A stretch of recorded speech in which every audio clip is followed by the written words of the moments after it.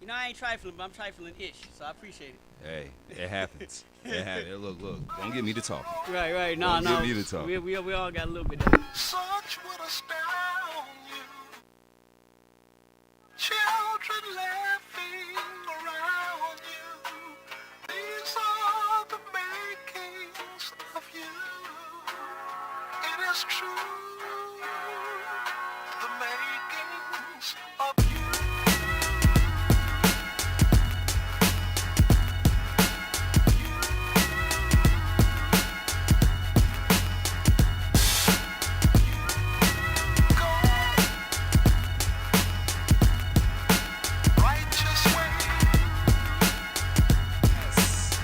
Yes.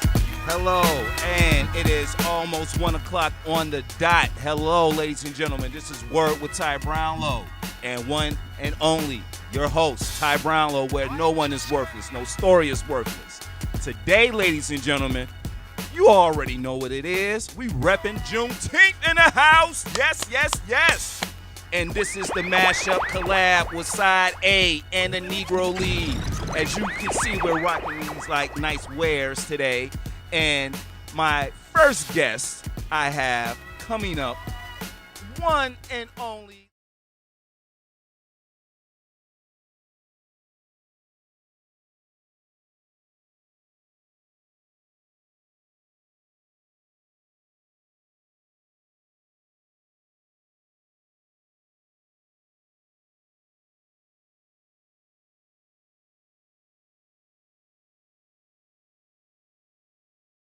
Yeah, man. Let's just get right into it, man, because Can we talk about Dante on the grill first? No. okay, well, you know what? First and foremost, for those tuning in, you're listening to the musical stylings of the Fifth Element, Side A. There you go. And you can't see, but man, if you were here, you would smell the delectable delights that are being grilled by the Negro League's one and only CEO, Mr. Dante Harmon. So yes, man, it's going down. This is our own personal 4th of July, for us, by us, all about us. Yeah, right, exactly. That's what's up. Exactly. So, Mr. Scoop Jackson is in the house. Yes, sir. And let me tell y'all a little history about Mr. Scoop Jackson. He is, one of Chicago's very own. But Luther South High School? Yes, sir. Man, tell us about your time in Luther South High School, sir. Man, I can go further back than that. Look, man, I'm Chicago till Chicago died. I went to 4 different grammar schools in this city. My wife was like, how you know so many people? I'm like, I went to school with them. I was so all over the place. And I landed in Luther South. It's me. It was 4 of us we graduated from a school called Martin Luther Educational Center right on 114th and Forest. Okay. Right across the park from Mendel. Yeah. And 4 of us, me, Andrew, Byron, and Reggie. No, Rodney went. There was a couple other people that just went from Martin Luther to Luther South. Word. Yeah, and just, spent 4 years there, played a couple years of basketball, just did my thing. That was just it. For Luther South was great. It was a phenomenal experience. It's funny, when we went there, I think the school was maybe 60% white, and at the time we left, it was 90% black. So we were part of the takeover. Oh, yes, it was part of a cultural shift. Yeah. We had a big shift. You got other legends in the house. Oh man, look here. Now see, I didn't even want to get into it. I was going to be real smooth about it, but ladies and gentlemen, man. Yeah, come on now. Look here. We got legends in the house, all right?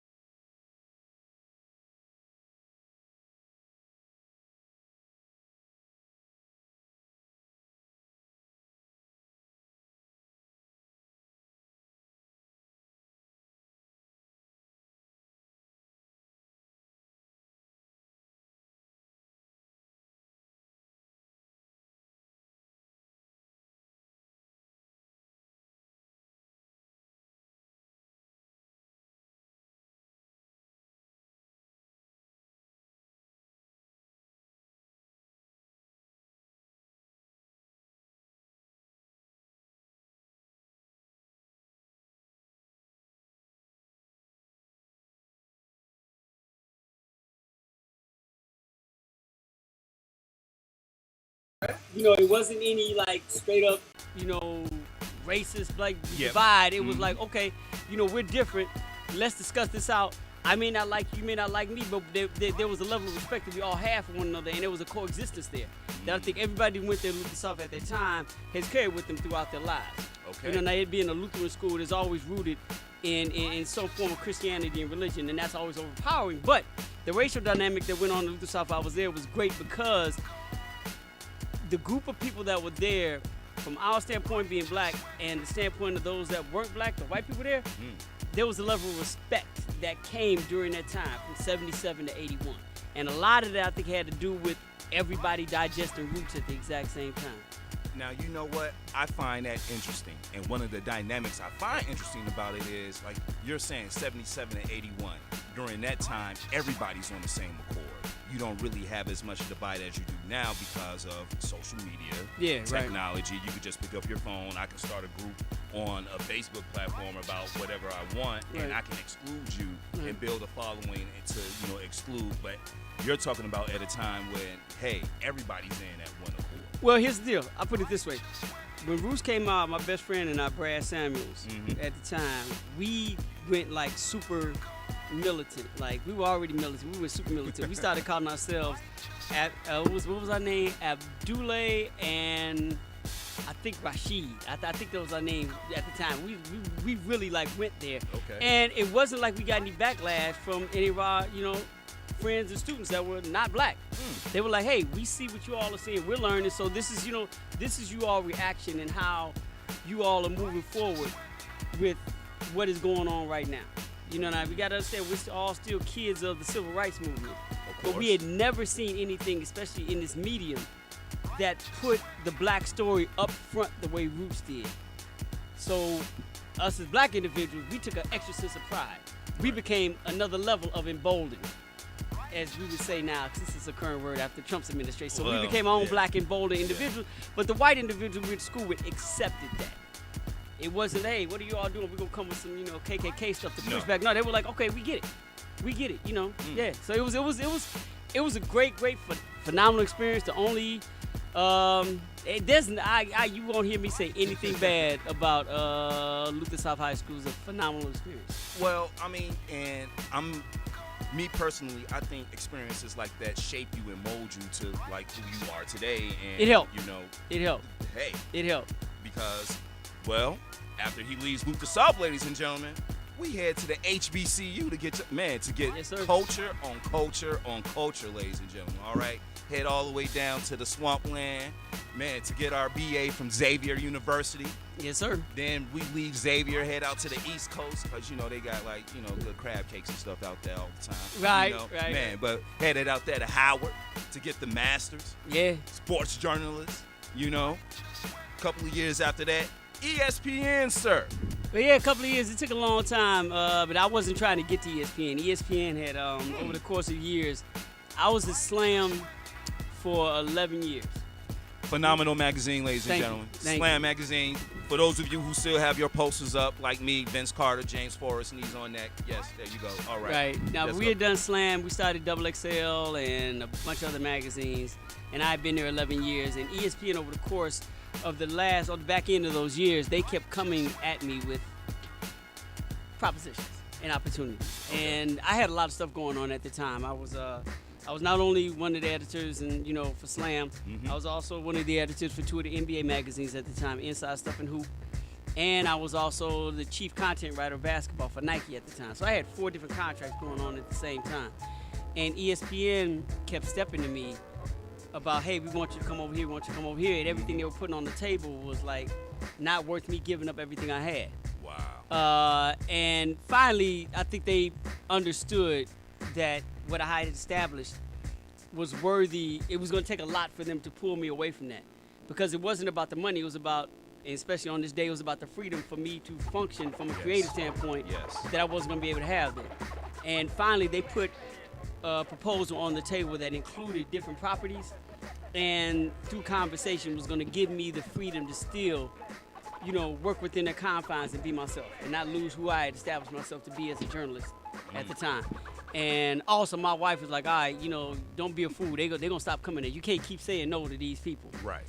And like I said, after 11 years of there, and I, really, in all honesty, man, I was like, how many more Allen Iverson stories can I write? I need a shift. Because I written so many stories about AI at Slam. Right. I'm like, I need a shift. I need to be able to tell this story differently. And so I just really, after 11 years, I said, okay, let me move on. And took a chance and tried to function on the level of ESPN. And it's still there. Bardo would be the first one to tell you that, my whole function at ESPN when I first went over is that they want me over here to fire me. They want me over here to get rid of me, and I believe sometimes, because of our history in this country, we go into the thought process that we become examples of what not to do or what not to be. And we become examples of what they're not going to do anymore, or what they're not going to allow us to do anymore, or what they're going to make it hard for us to do anymore. So with me not having the quote-unquote newspaper pedigree that most of the people that come to ESPN or work for ESPN come with, I have, it's more like a playground playground basketball background coming to there. Right, cause But you know what? I'm gonna say this though. You do need that perspective because that's a raw, gritty perspective. Yeah. It's not like organized, okay, well, I went through this regime, through this program, and I'm gonna tell you everything there is to know. You're giving perspective from the everyday person like you and I, man. As you said, Slam Magazine. I purchased plenty editions of Slam Magazine just to get perspective on a player. Right, but here's the deal.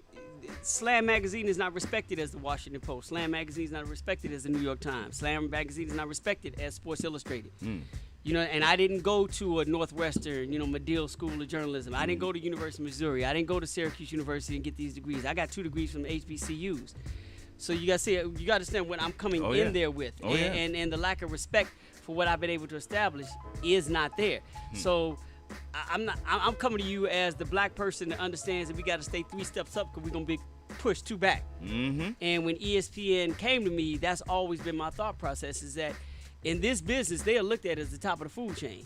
And very seldom do some of us who come with this type of background, who don't have that Yale, Harvard, coming from a big media corporation background, prestige, find space in here. And me not having that is like, okay, we're bringing him in just to say we gave him a chance. And let's watch him make mistakes and fuck up, and then we'll get rid of him. And then we can say we'll never hire another one like him because guess what? We gave one of you all a chance, and that's it. That's right. But Steve will tell you, that's the way, because Steve was with me when I first went over there. Wow. So, but that's been the premise that I functioned on when I first went over there. And I look at it this way. It's like, all right, I've been there 16 years. So it's like I'm still waiting, but I still function from that process. Right. Even though I shouldn't. Right. But as a black person in this country, when, we're celebrating the day we became free-ish, that feeling's not going to leave.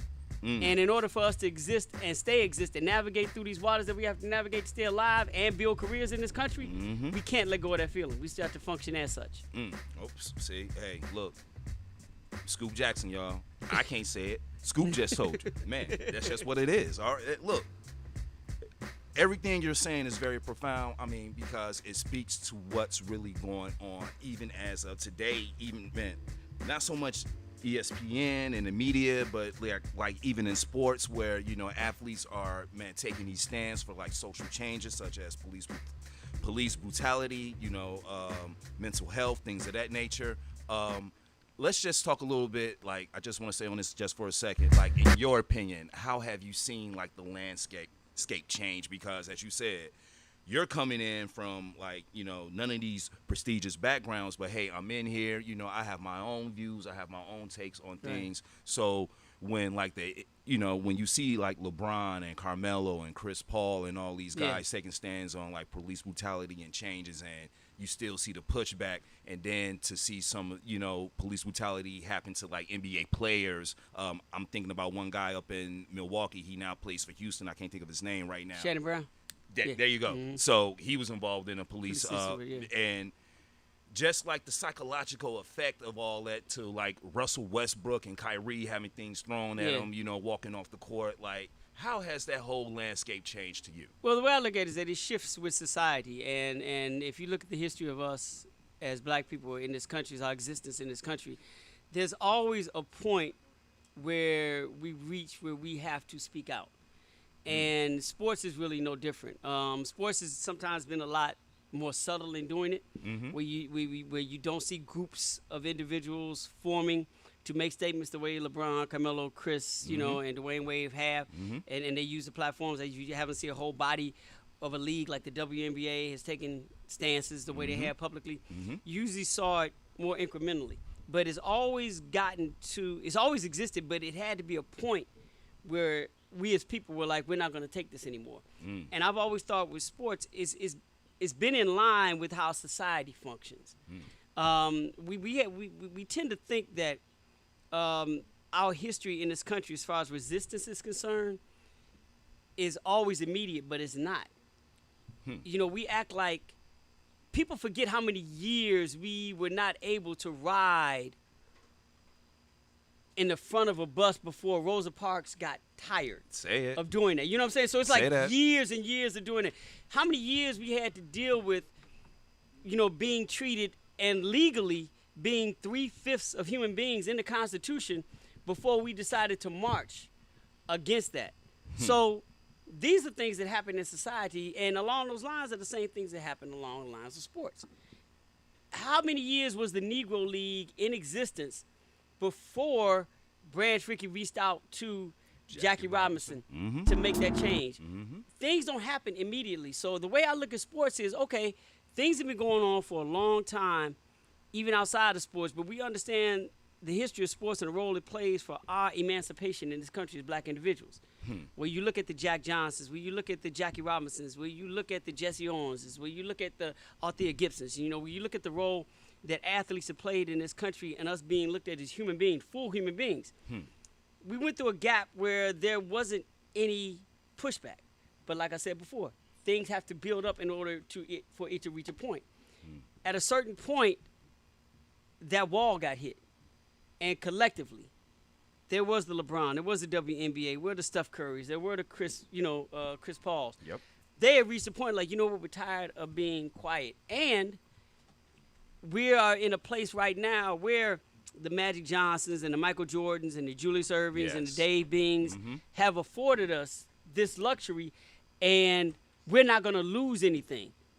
Like, the ones who felt the way that we feel didn't really outwardly do anything because there was so much for them to lose. But now there's a security that they afforded us that they can't take from us what we've already earned. And our platform is much stronger.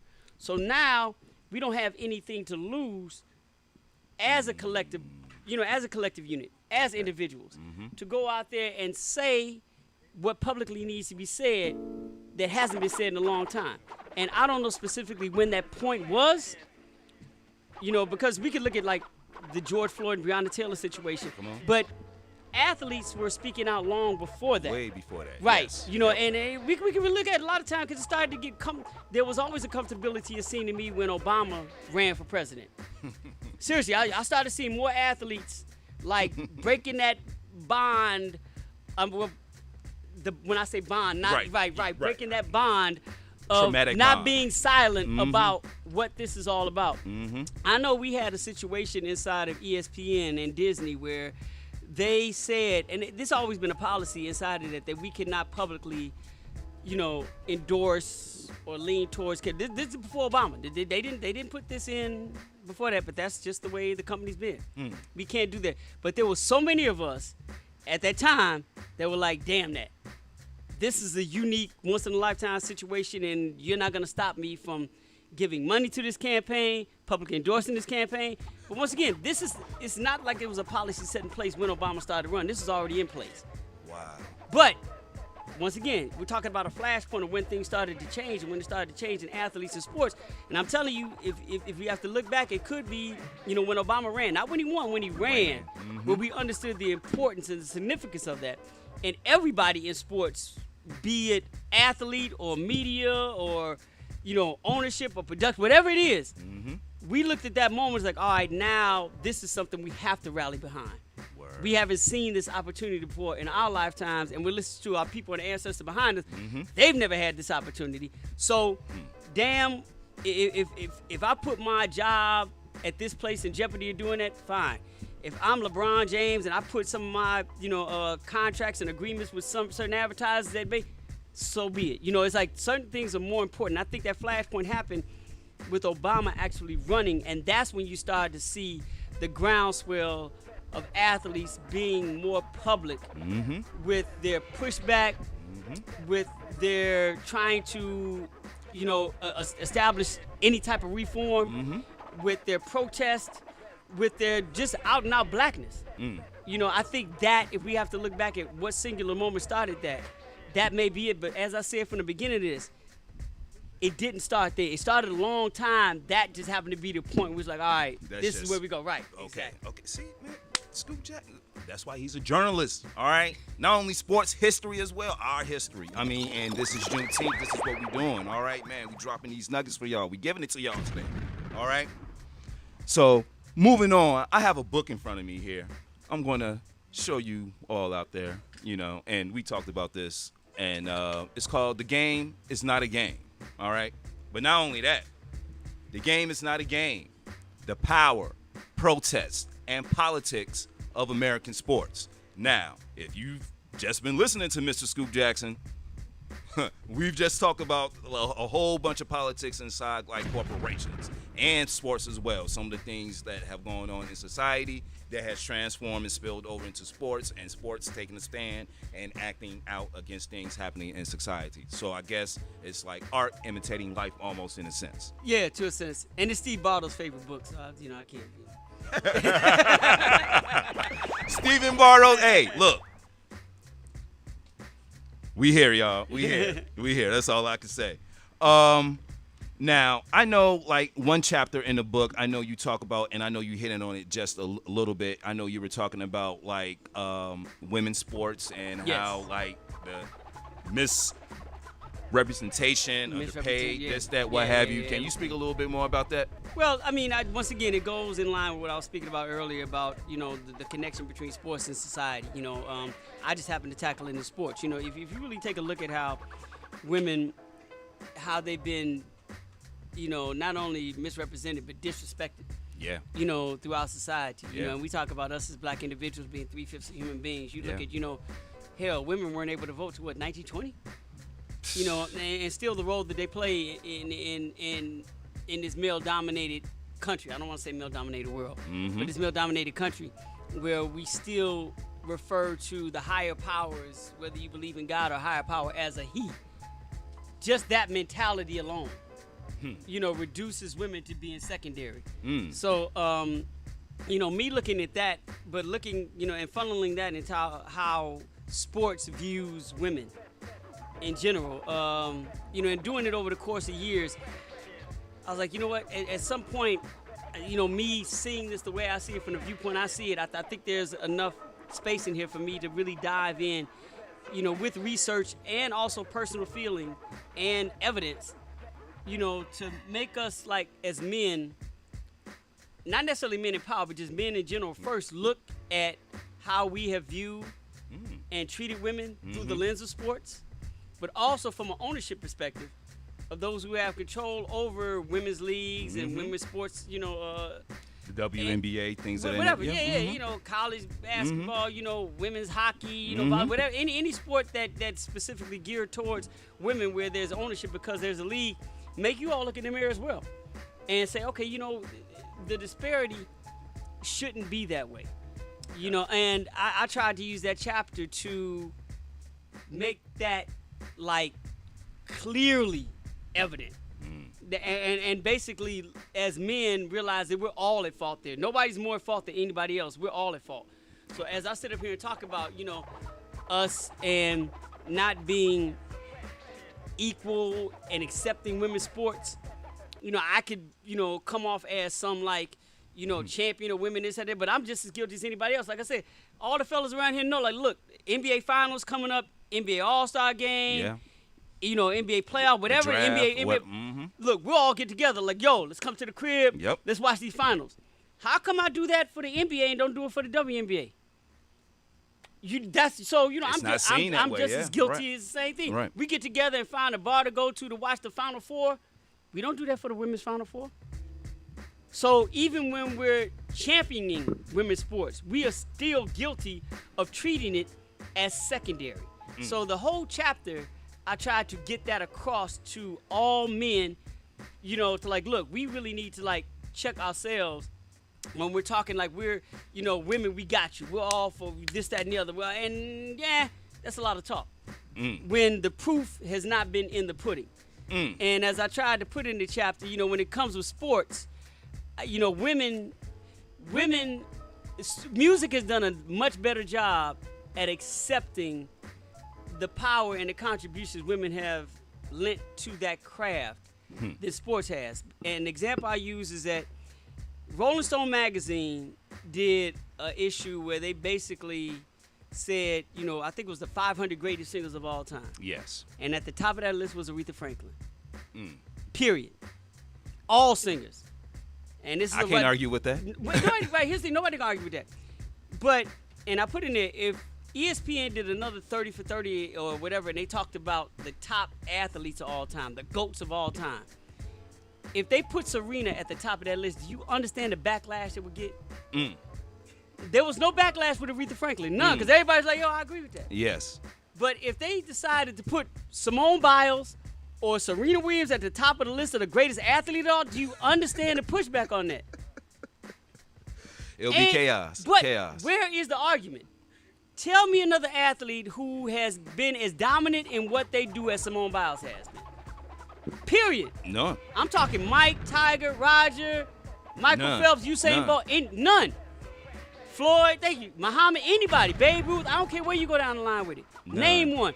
But sports is so male-dominated and controlled by male and male-forward in thought, even by fans of sports, that we would have a hard time, like, oh, no. Simone is not greater than Michael Jordan. Simone is not greater than Tom Brady. That would be the pushback. Whereas Aretha Franklin, the greatest singers ever, no problem. You wouldn't even say anything. No problem.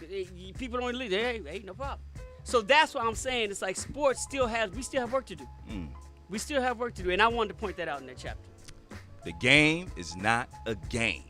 Mr. Robert Scoop Jackson. Please, ladies and gentlemen. Now, you told me a reissue was coming, correct? No. We're trying No. No, not a reissue. Because the book came out last year in March, the day the whole world shut down. You know, literally the book came out March 7th, and I think a week later everything shut down. So we never had all the activities we had set up for book launches, and we had stuff in Atlanta, stuff in Brooklyn, stuff in LA, stuff here in Chicago that never got done. And the publishing company and I just spoke a couple of weeks ago. We're trying to at least have a relaunch here in Chicago. Just a year later, you know, trying to do a relaunch. What we plan to do in March to release the book, we're going to try to do it again. And we got the Joe Brother Art Center to do it. They agreed to do it. So we're going to have another book launch. It may be the only one, but just to celebrate, a little bit. Distinguished. He's distinguished, ladies and gentlemen. The snap stuff. Okay. All right. But no, if people want to get in contact with you, how can people get in contact with you on social media? I'm easy. Just roll up my house. I said on social media, man. We don't want to roll up to it. Man, look, I get no. it. No. In all honesty, that's one of the things. That's one of my pet peeves. Is black people who have like built careers and got a little bit of notoriety or become successful in whatever it is they do. A lot of times the first thing they do is move away from where they came from. I know that's right. I have made it my point and true to never ever leave the same area. I'm born in, well, I ain't say born. I was born on 47th in Ellis. So, but I've been in South Shore since I was 5 years old, and gonna stay in South Shore and gonna die in South Shore. I hear that. You know what I'm saying? I hear that. But I do believe that once we leave the hood, once we leave our neighborhood where we came from, we've lost the right to complain about what goes on there because you become part of the problem. When we look around and see these black kids and wonder how come they're into certain things and not progressing the way we like them to progress because they don't get to see you every day. They don't get to see how you build and how you grow and what they can have a chance to become. Okay. They don't see that on an everyday basis. So once you leave, they're stuck with seeing certain things, not all the things that are black life. So when I say roll into my crib, I'm serious about that. Like I still stay, I have it all the time. For hey, I heard you live here. Yeah, can we chop it up? I'm a young writer. I'm trying to do. Yeah, no problem. I ain't gonna give up my address, but you know what I'm saying. No. But you right. get what I'm saying. My I got point is that I'm still right there. So to answer your question, I try to keep it very simple like that, and I think we as black folks need to do that more often. It's about accessibility and us really, really looking at where our situation is in this country and what we all need to do to contribute to growth. And to me, that's a part of it.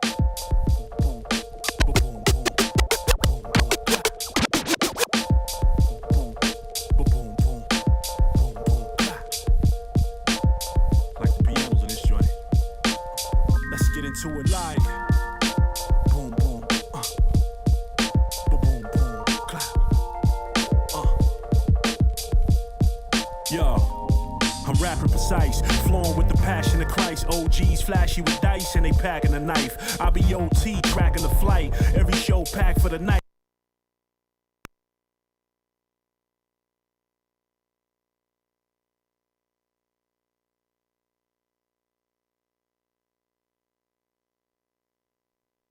Flare with a tracking device. Slumlords, rats, and the mice. They caught them, so I'm packing a kite. Commissaries never vary, never ask for the price. This is life. We go to junkies when we ask for advice. Shorty's young as 12, brandishing pipes. Used to the kickback, so when you hear that click clack, it'll damage your life. Married to Montana, Tom Brady, Peyton and Rice. Come wrong, you paying the price. Hit the morgue, stay in the night. Cold chillin', laying on ice. Every day it be a gamble, gon' play with your life. You only get one roll, ain't no playing it twice. This is life. I done seen enough up in this world to know ain't nothing worth more than time. Nothing worth more than time. Gotta keep your mind on chisel, do it from the heart and you'll be fine. You'll be fine. It took a lot of years just to get here. Time. It took a lot of years just to get here. Time. It took a lot of years just to get here. Hurry up, I don't got time. He put his name on an affidavit. Turn goes.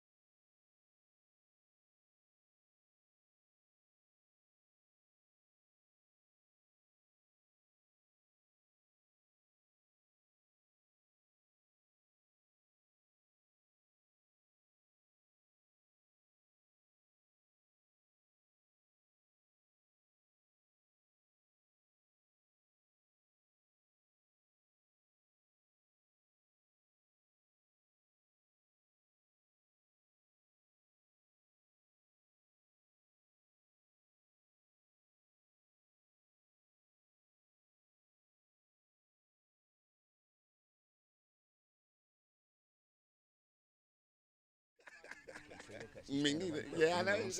We know how to survive. Yes. All right. All right, everybody, we back. Word with Ty Brownlow is back, ladies and gentlemen. Man, we live. JuneTeenth. On top of that, Father's Day is tomorrow. Yo. Man, sitting right next to me, the one and only legendary. I'm calling him legendary man. because no. Yeah. Man, look.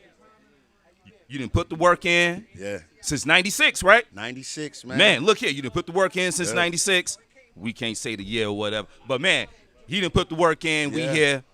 Legend. All right. Yeah. Still here. Still doing it. The one and only Leon Rogers, everybody in the house. What's up, y'all? How y'all feeling, man? Before we get started, I want to address some lies that your last guest told. Scoop Jackson was like one of my mentors. But he's lying. You can't just pull up the Scoop house because you have to walk 5 to 10 miles till you get to the doorbell. So it's all types of armed guards. You walk your ass up the Scoop house if you want to and watch what happens. Okay. I know the address and I still call before I come over because I don't want no problems. You know what I'm saying? Yeah, I love Scoop, but yeah, Scoop, you know, he kept it real on that one to an extent. You walk up to Scoop Jackson's house if you want to and watch all the ESPN guards come out of nowhere. No, you know what? I don't want that ESPN beef. Yeah. I don't want that ESPN beef. Yeah, you don't want that smoke, man. They backed by Disney. You going to jail. The mouse putting you in jail over Scoop Jackson, so don't do it. America, I know what he told y'all, but do not do it. Don't do it, ladies. No, don't and do gentlemen. it. Don't do it. Man, what's going on with you, man? Blessed to be working, blessed to be able to work through the pandemic, blessed to be able to still entertain people, and just blessed to be good in a mental state because coming out this past year, that was a lot on a lot of people. So I'm just glad to be able to keep my faculties, you know what I'm saying, keep motivating and moving forward because, you know, we have to report the news on the radio, and a lot of times it can get very depressing, as you know, man, the stuff we have to talk about. So, yes, it can. You know, at the end of the day, I'm just happy to be in a certain state of mind, a peaceful state of mind going into the new year. Okay, because, you know, like I've always wondered, like, especially, you know, you do radio and, you know, being a, you know, comic as well. Yeah.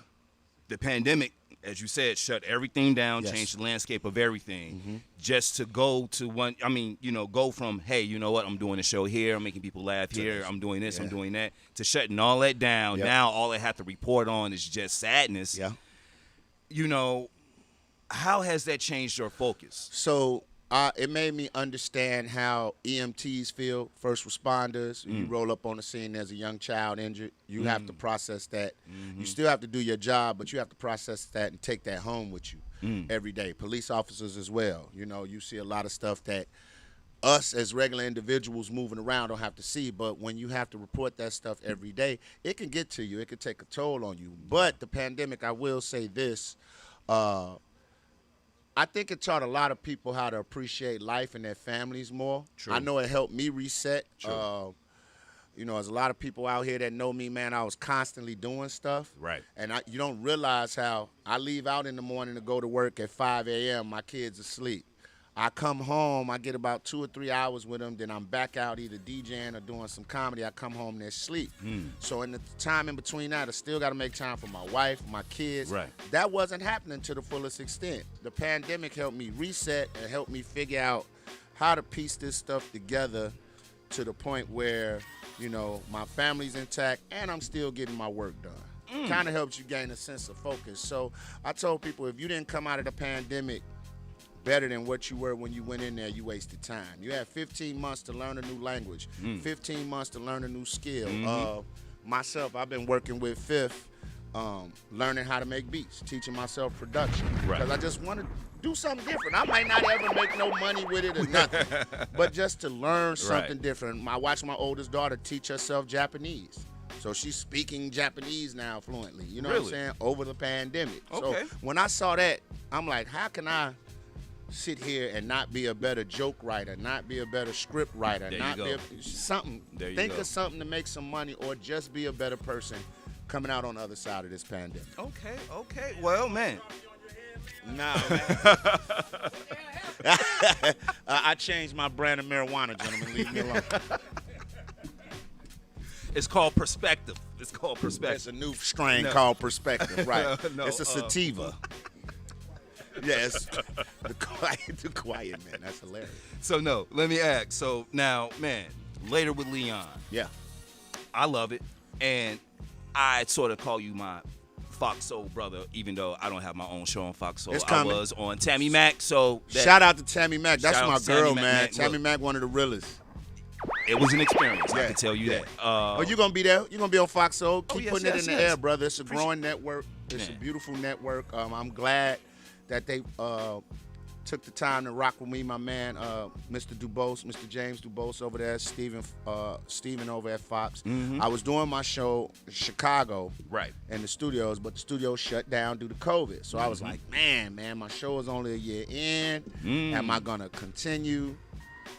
Is it gonna be over? You know how it goes. But then Fox Soul called and said, man, we launching Fox Soul. We love your show.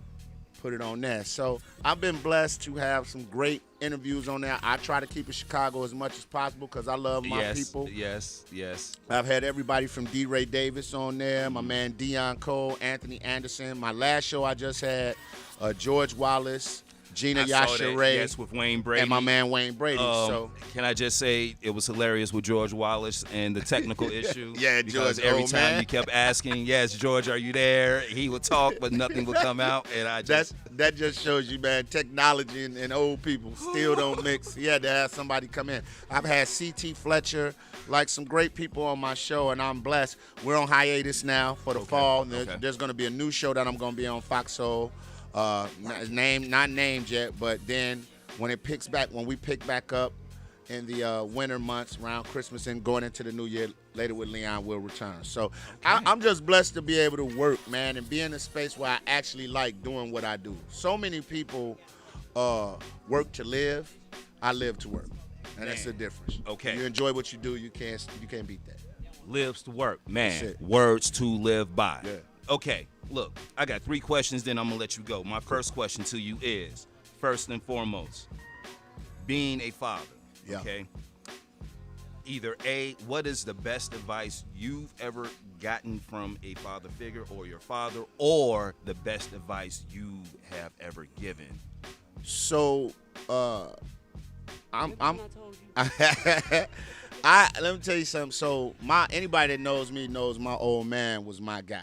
Yes. Like that was my ace, my man's. Mm-hmm. I lost him, like 7 years ago to cancer. So the only thing my father ever told me, and which he said was tough for him because he was raised a certain way and he raised me a certain way, and I experienced that, is just to learn how to listen. This is a different child that's growing up now. Okay, so when we was growing up, you had the dictionary, the encyclopedia. You had to get up and go look stuff up. Dewey Decimal System. Yep. Now your 5-year-old can find out who sailed the 7 seas and who built the pyramids of Egypt with just the push of a button. And the That's thing true. is, they know how to do it better than you because this is how they're growing up. So with that being said, with more access to information, these kids are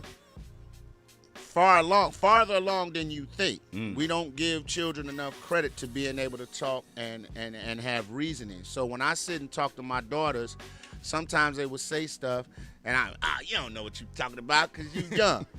Well, they kind of do know what they're talking about. You know what I'm saying? Right. I'm out of touch because I was born in 1971. I'm hitting the big 5-0 this year. So to them, they're no, don't clap for that. I'm really not excited about being a half a century damn years old and not have as much money as Scoop Jackson. Now, if I had his money, bring 50 on. You know what I'm saying? But right now, I'm 50 with a 22-year-old salary, and that don't add up. You know what I'm saying? There's some young dudes just making as much as me, and I'm not okay with that. Okay. But anyway, so what I'm saying is, at the end of the day, when they sit and talk to me about different things like the whole pronoun thing, Yeah. the they, them, it, who. I'm like, hey, man, hey, girl, hey, boy. No, Dad, can't do that. You know what I'm saying? So I'm starting to understand more than when you listen, which my wife has been telling me that for the 15 years of our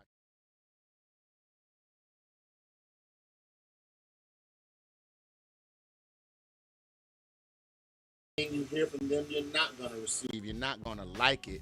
But at least listen to them. And that way, you keep the lines of communication open. Because what I found out is in dealing with the youth of this era, once you talk at them and not to them, they check out. Yeah, They trying to hear nothing true. you saying because That is you're true. doing what everybody else is doing to them. But I found out when you just sit there, don't say nothing.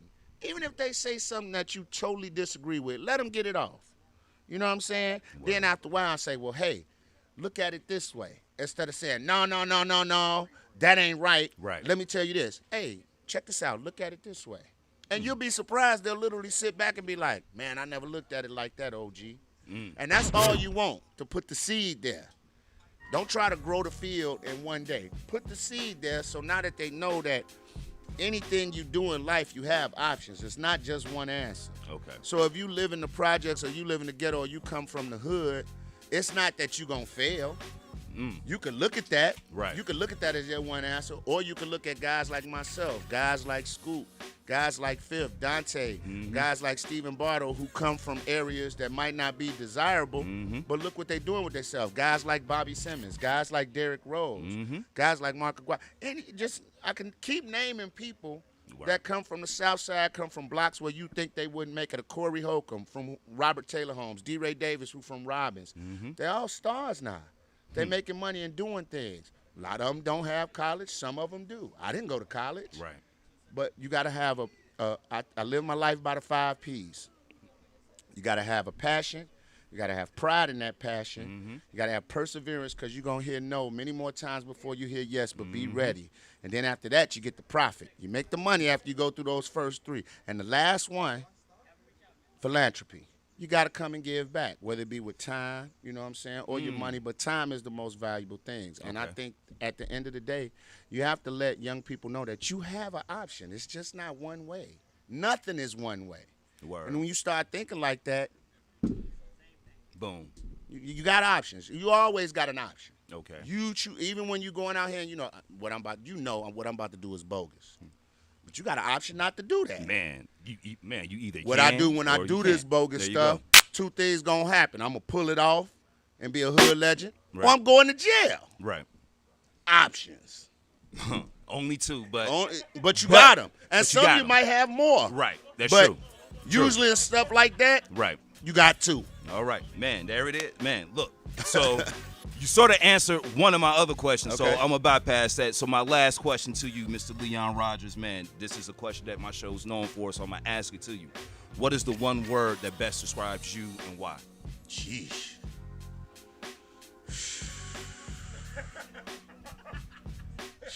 One word. One word. One. Just one. Yeah. Now you know it can't be a count, man. Now Okay, you know what? listen, it can't be a compound. But I gotta do one. 2. I gotta do 2 words. I can't do one. Okay. I got to do 2 words, and I said this was when I do my comedy special again. I'm bringing it back out. Calculated ignorance. Calculated ignorance. Okay. So I can. You can meet me for the first time. I'm sorry, Jesus. He was like that. I don't like that. Right. No problems, Lord. I've been doing good this past year. Please, not now. I'm on the way.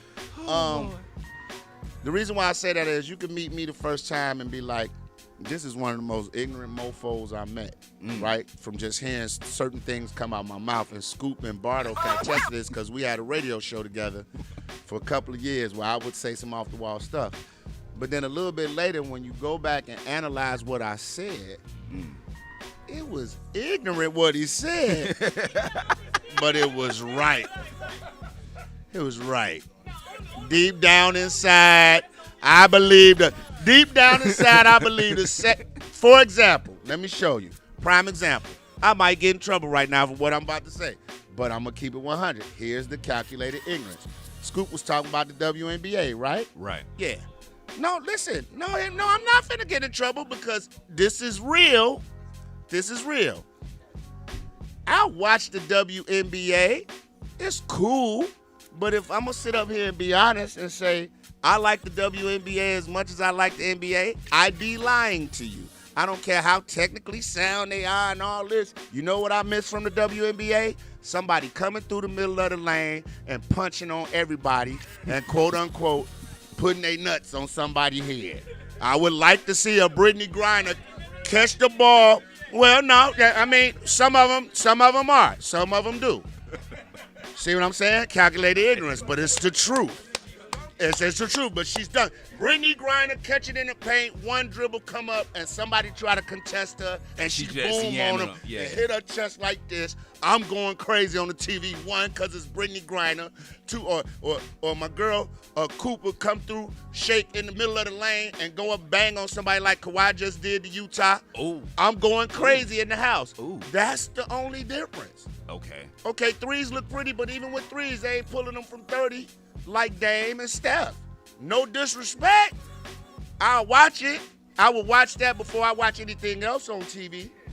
Before I watch Power or anything else, I'll watch a WNBA game. But if Orlando is playing Minnesota, Oh, and God. all of the stars for both teams out, I'm watching Orlando and Minnesota. Because I know somebody's going to get a putback. The Magic and the Timberwolves? Yes, You with watch that? Karl Anthony Towns out, Anthony Edwards out, and name anybody else on Minnesota. You can't. I'm watching that game. Yeah, I can't name anybody else. Live on ABC Okay. at 1:35 in the morning. Well, man, there it is. Ladies and gentlemen, there it is. Leon Rogers, one and only brother. Hey, listen, follow me on Instagram at Leon Rogers, on everything. There's a scammer page out on me, though. Don't send me no money. I'm not asking for money. Don't send me no money. Also, follow me on Pornhub and Cash App at Leon Rogers as well. Both channels are up and running. My OnlyFans my OnlyFans got shut down. You see the old man don't even know the sites. See? He talking about some only members. Members only. That was a jacket you wore in 87. It's OnlyFans, but my OnlyFans page got shut down. They said the content was too risque. You know what I'm saying? So I shut OnlyFans down. Pornhub, I'm popping. Cash App, I'm popping. Follow me. That's all I'm saying. Happy Father's Day to all the fathers. Can I ask a question? Yes. This is serious, real talk, and I don't want nobody to laugh at this because I really thought this question out. Do we say Happy Father's Day to the fathers of throw babies? Calculated ignorance. I'm out. This is what I'm talking about right here. This is it. Just think of that thought. When this goes off, I want you to be like, you know what? That was very ignorant what he said. But at the end of the day, there is a song called "Throw Babies." Ladies and Do gentlemen, we say Happy Father's Day to them? the views of For Leon the Rogers choir. do not reflect those of Word with Tyrone. I just want to let you know that right now. Okay, All so right. now he wanna be the journalist and throw me out. Wanna be the journalist. Hi, I'm a serious But journalist. we do respect his perspective. Leon Rogers is not going to bring my show down. I want Romani Malco to play me in my biopic. You damn right. Hey, you damn right. Hey, all day, every day. Thank you, man.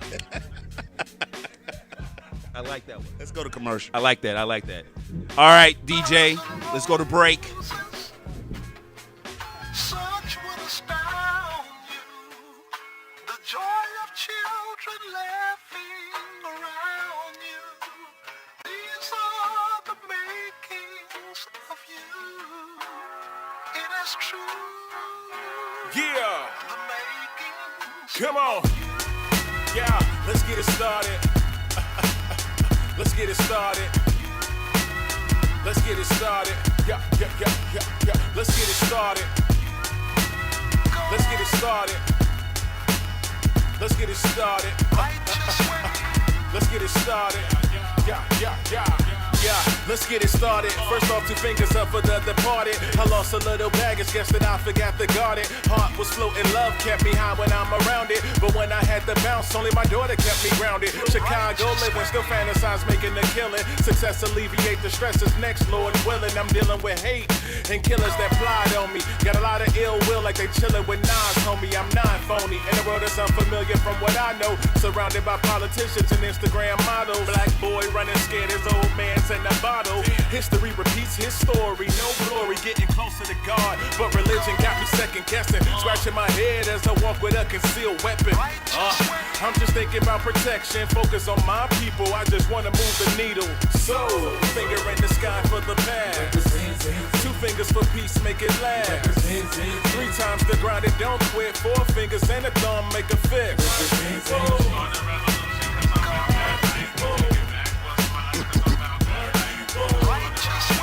4 fingers fingers and a thumb make a fist.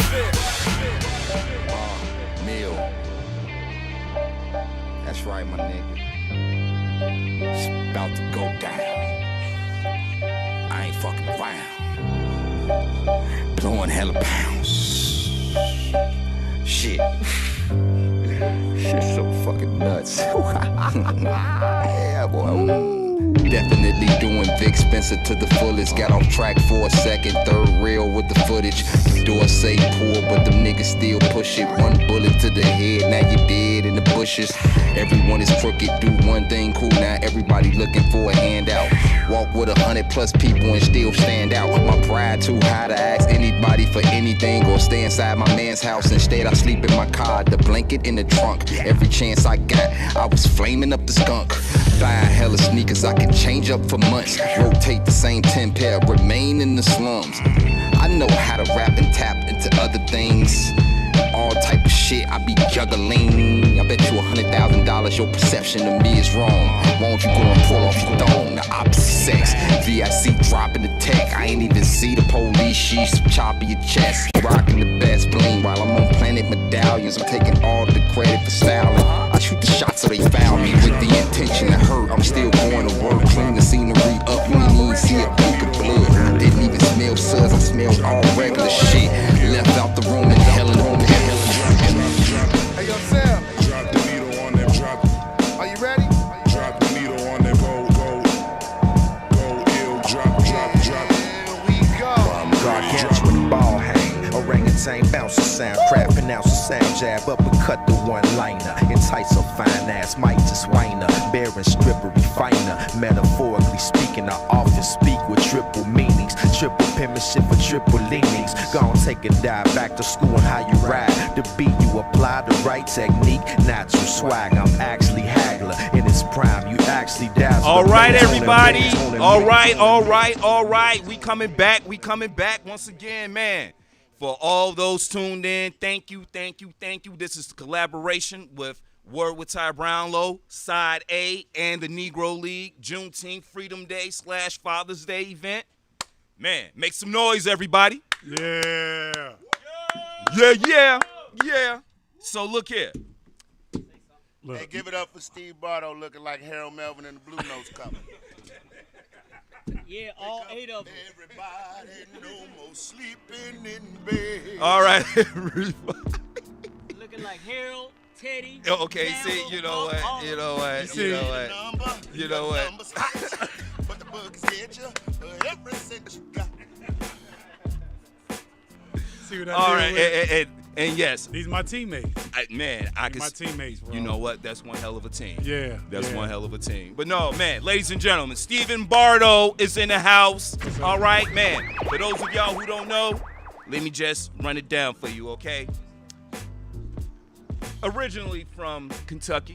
Yep. Born in Okay. Kentucky. Born Yep. in Kentucky, okay, man. But Did you research? I like yeah, that. hey, look here. You know, we snoop around a little bit here. Yeah. You know, just a little here and there. I see that. But made his way to the illustrious University of Illinois. See, you know what? I'm going every Man, which that's way. so hot. Man, look Shout here. out to Dante, man, for Shout that out, design. man. All right. We should have been like Scoop Jackson said, we should have been rocking that when we were in school. Okay. But they were not known as the Fighting Zulu. They were the Fighting Illini. But Mr. Stephen Bardo, member of the Illinois men's basketball team between 1986 1990. Leave Illinois. We are drafted in the NBA by the Atlanta Hawks.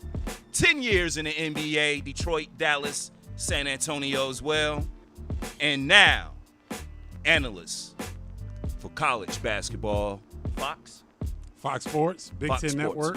Yep. Big Ten Network. All right. So, look, let's talk a little bit about the evolution of college basketball. You know, there's a lot going on right now. You know, we have staples for certain programs like Coach K, Roy Williams. They're stepping down. They're leaving. So the future of basketball for such perennial powerhouses like a North Carolina and a Duke, like, in this day and age, you know, we just play a totally different style of basketball. In your opinion, like, what's the future for those two schools now that, you know, these two staples are stepping down? Well, that's a really good question because they're stalwarts within the college basketball community. Two of the most successful college basketball coaches in history. Mike Krzyzewski will go down as probably the best coach. I think Bobby Knight is because he did more with less. But I think Mike Krzyzewski will go down as a winningest coach. I think what's happening is what you're seeing in college sports is player freedom. So this name, image, and likeness situation that's coming through right now, where players will be able to make money off their name, image, and likeness, and they had not been able to do that previously. That's a seismic shift in the NCAA's approach, and so you're seeing a lot of different things coming into play. That player movement, players can transfer now. The transfer portal. The transfer portal is huge and is popping, and there's going to be some kids lost inside of that portal. So there's a lot of things going on in college basketball because what's happening is just like Juneteenth, they're trying to catch up. They're 50 to 60 years behind. Yes, they are. On player advocacy, and so they're trying to play catch up, and so now it's a mess because the power structure that is they were greedy and they didn't want to share in the profits, but now it's a day and age where they have to share in the profits. Well, also, you also have to take into account they're being squeezed by the G League from the NBA. They're taking players younger now, and there's one player, I want to say his name's Jalen Green. Yes. Very, very talented. I've seen him play. Yes.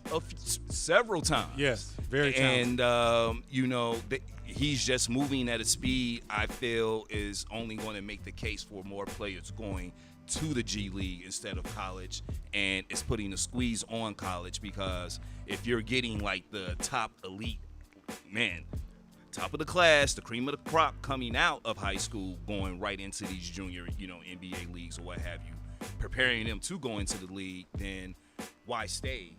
Why go to college, or what have you. But I always say sometimes you still get the more technical and the more fundamentals, in college than you would, jumping ship to the G League as well. So it's a slippery slope, I personally say.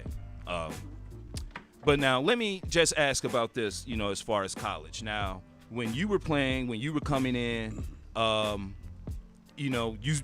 you pretty much spoke on it just a few minutes before, players getting paid for their likeness and things of that nature. I want to say Ed O'Bannon from UCLA, he's the one who started that. Yeah, he started the lawsuit that got the kind of the juices flowing in favor of the players. Okay, so now just talk about how monumental that can really be for players coming in and for those star players that are already in college basketball. Well, let me give you an example.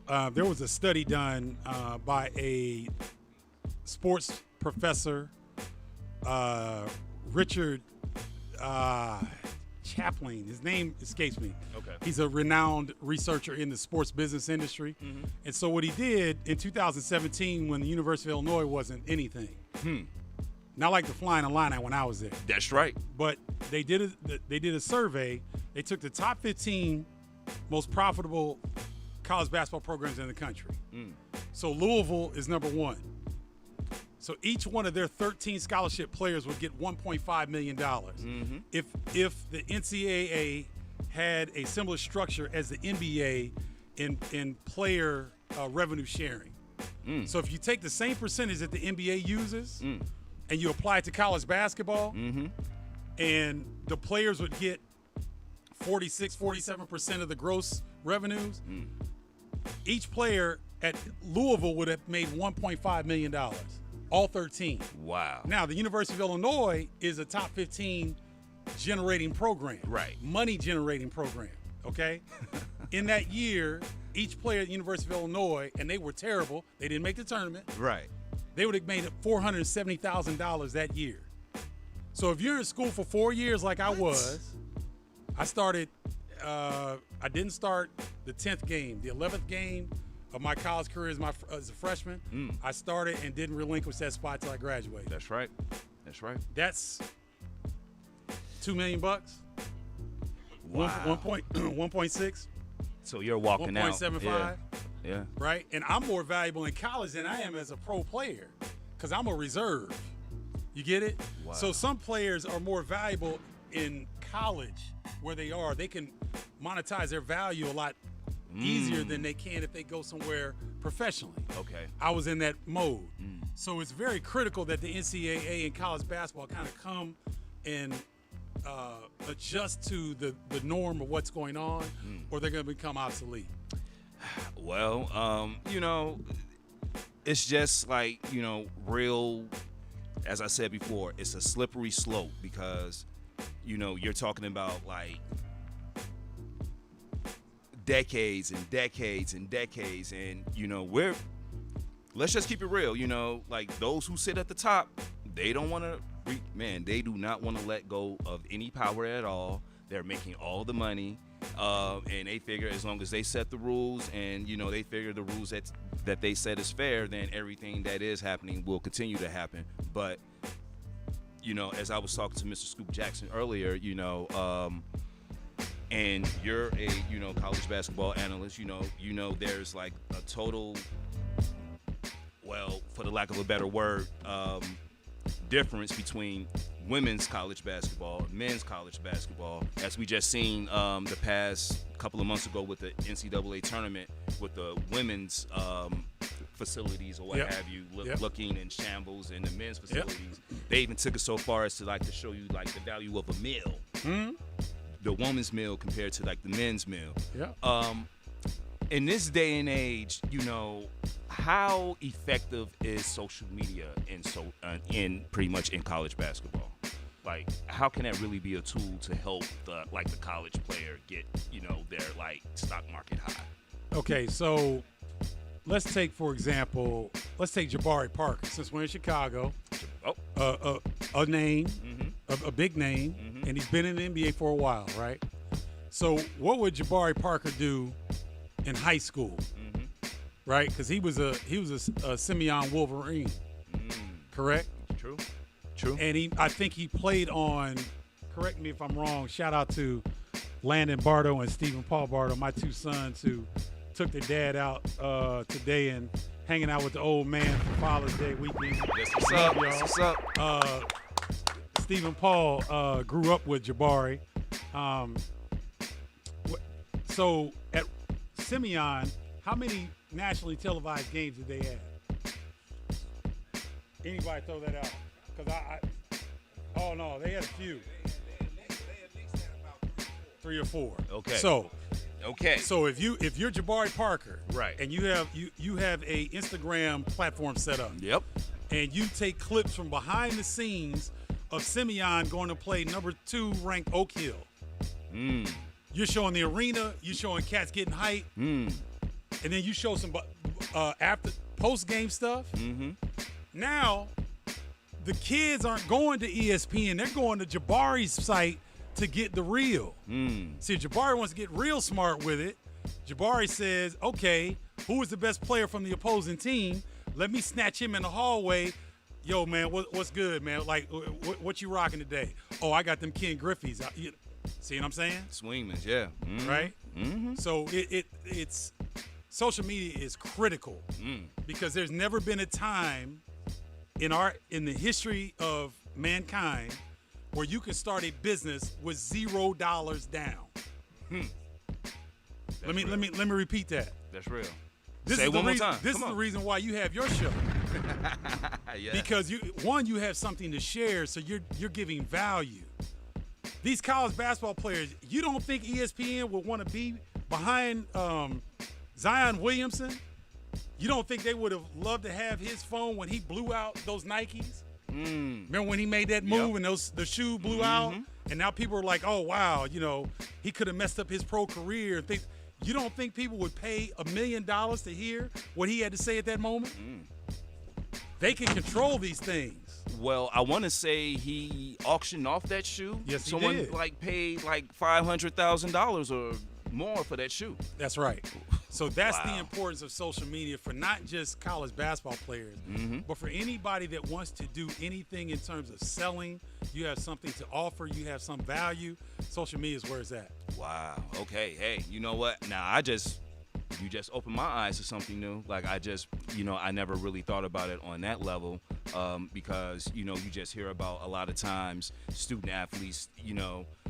I'm thinking about this point guard played for the University of Connecticut, Shabazz. No, Napier. Khalid El-Amin. No, but Oh, Shabazz Napier. yeah. Yeah. And I want to say like he just won a national championship but couldn't afford a meal plan.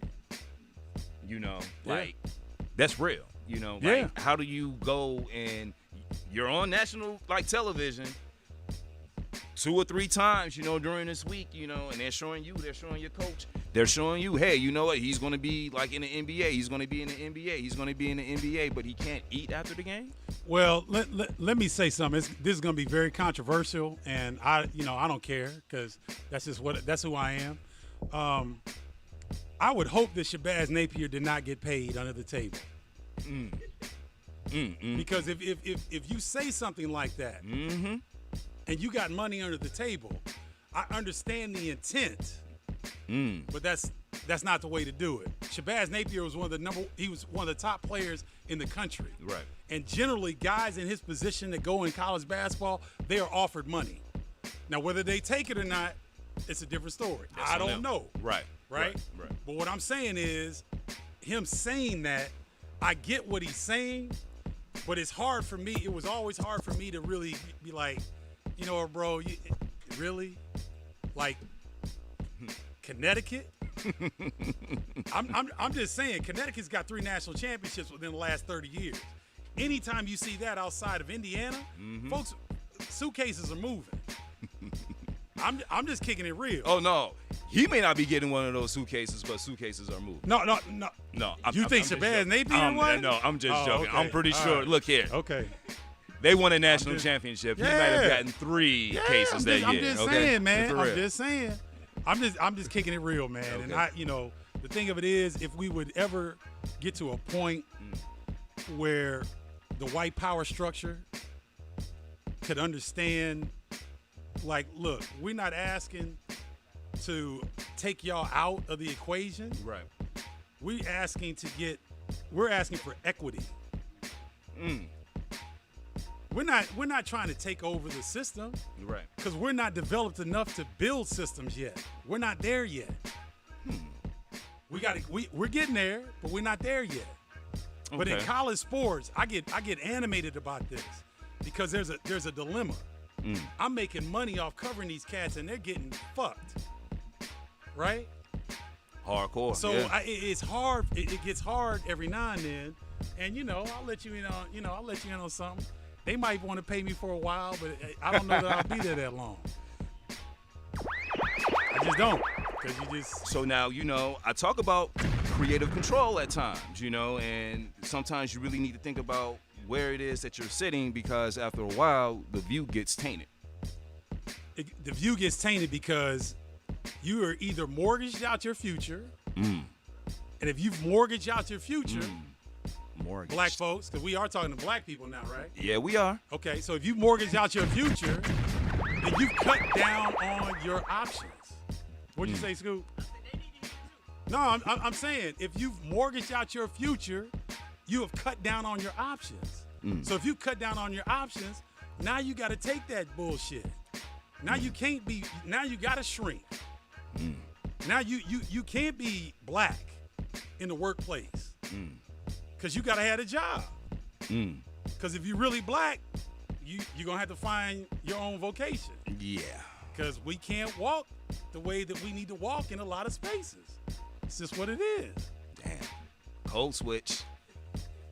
Code switch is real. And that's that gray hair. Code switching. For For 5 decades. There it Code is. switching. Right there. Well, man, I appreciate it, man. Look, I appreciate the real. I appreciate every last person who's like come and sat in this seat and just dropped the real about everything that's going on. Because, like I said, this is JuneTeenth, and this is like liberation.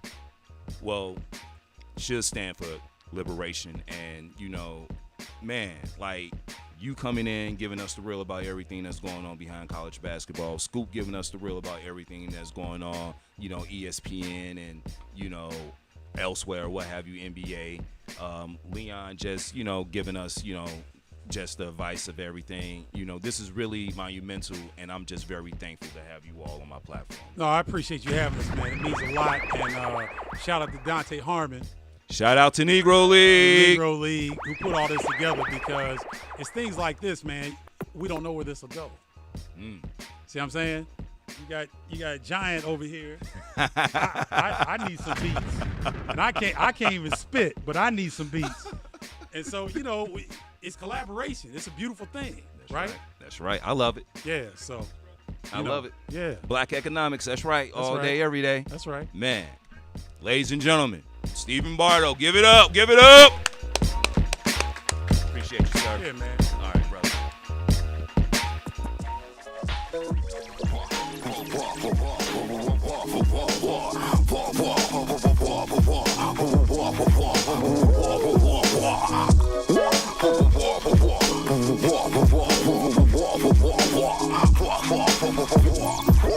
Shit. Beat you to the whole cake, not leaving the crumb. The deacon swore on the Lord, I'm a bum. Told motherfuckers, showed motherfuckers, I'm not a victim to my own success. Big blessings come out of the coffin. Raps often, big flossing on my debut. Interlude can fuck up about 8 rooms. Make room for the best man. Had your girl changing all her sex plans. You turn into some sweat glands. All about the sauce.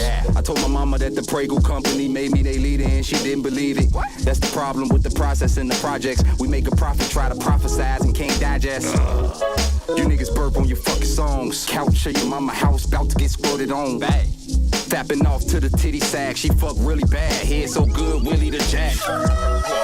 It's a party at your mama house. Party at your mama house. Party at your mama house.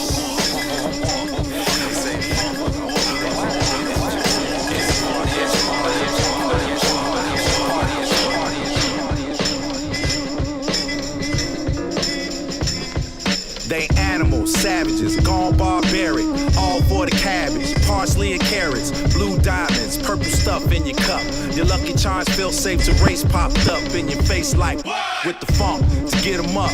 Like Cialis, they C minus average, meaning they lacking understanding, planning. It's the same thing that grows a boy into a man. Some you'll tell them they'll get it, others gotta live it. Confined to a box of pine or in prison. Listen, this is just the cold facts, Holmes. I don't care if you hate, I say it with more backbone. What you standing on? A paper empire? I throw a flame to it, gasoline and a lighter. You could be a fighter, but what you fight for? If everybody got a slice, then we should own the store, that's the problem. Y'all just think too small, wanna buy out the mall. I'm thinking building worldwide and sell them off, then nail them to the wall like a frame for a picture. Or your dame when she came by my house, left out all giggly and twisted. The prescription, high doses, deprived of diagnosis, injected in your ear to clear your state of comatose. Just what the doctor ordered, hop up and get on it. Lethal, diesel, basil, cilantro, picante, by way of Alejandro. Tiptoe, kiddo, or just don't try it, cause we ain't gonna take it like a quiet riot. So roll on like deodorant on tires. Bounce and stay dry when the fire gets higher and you start to perspire. Just stand and admire. Yeah, this ain't a deep, this ain't a deep, this ain't a deep.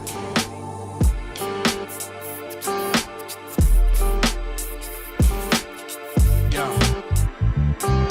these niggas stay front, talk a bunch of nothing. We out getting money all day.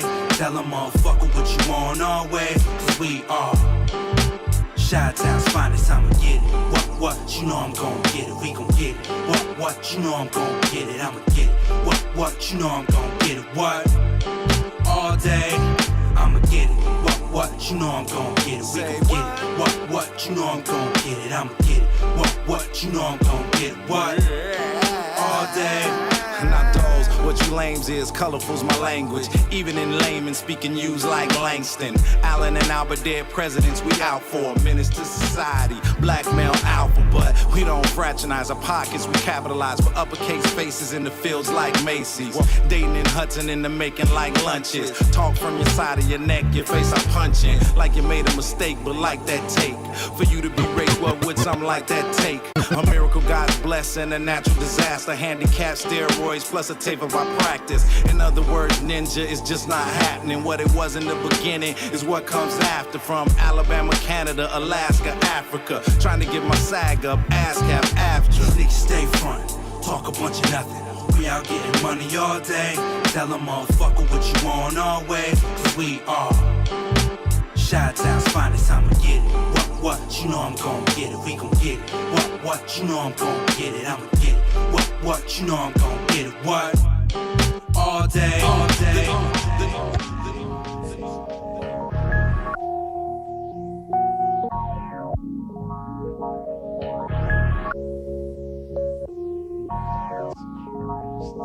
Check 1 2. Check a 1 2. It feels good to be home, you know. Yeah, vision elevated. Beyond the structure, this home of a slave is inundated with stories. The black is deadly cause it's filled with hatred. Before me is Garveyism inside itself. When I roam through feelings, the glory is God. All odds, I bet he come and save me. Until my fear rises, genocide on Brenda's baby. Inner city cries never come out, no emotion. Internal rivers, tears piling up from an ocean. Disguise and ski masks living and lead to overpopulated prisons and courtrooms unforgiving. Searching for the products, break laws in the form of Bivens. Remove weight, Jenny Craig and all niggas. Maze, no Beverly ahead of me, it's mental graves. Dead though we living, don't know it, this generation know. That means if we don't break the cycle, this can break us. 40 acres neus got it, this is where it takes us. Days are shorter, nights are colder. Feeling like life is over. These snakes strike like a cobra. Days are shorter, nights are colder. Yeah. Days are shorter, nights are colder. Feeling like life is over. These snakes strike like a cobra. Days are shorter, nights are colder.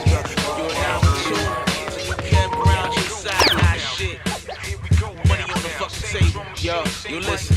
Hey yo, Mozart wanna be class art. He'll start a pistol pump on the track, left for mark. Your brown water shot, celebrate, suck me off. Your plans for the day are delayed, you cut. Yo, you are now in tune to do Kev Brown G-side. Yo, you are now in tune to do Kev Brown G-side. Yo, you are now. Yo, you are now. Yo, you are now. Yo, I'm a chip. I'm just kept shit. Money on the fucking table. Yo, you listen. Hey, yo, you are now in tune to do Kev Brown G-side shit. Money on the fucking table. Yo, you listen. Hey yo, Mozart wanna be class art. He'll start a pistol pump on the track, left for mark. Your brown water shot, celebrate, suck me off. Your plans for the day are delayed, you cut off. 96 model Chicago, red Porsche. The marriage of me and the mic, you lost, divorce. One shot, you lost, forget it, you're too skittish. Eyewitness, baby, these niggas is too vicious. Run game on the hall, it's on, it's self-conscious. The rhythm is a dancing with me fucking by the morning. Light lunch, a few laughs, took some photographs. Futuristic nigga never dug up in the past. Green beret, tossing hand grenade, Nat Turner shit. Human torch, you can see how hot that the burner get. Don't come back, little nigga, you not an earner yet. Stressing cigarettes, black mask, In the land of the crooks, everybody got struggle.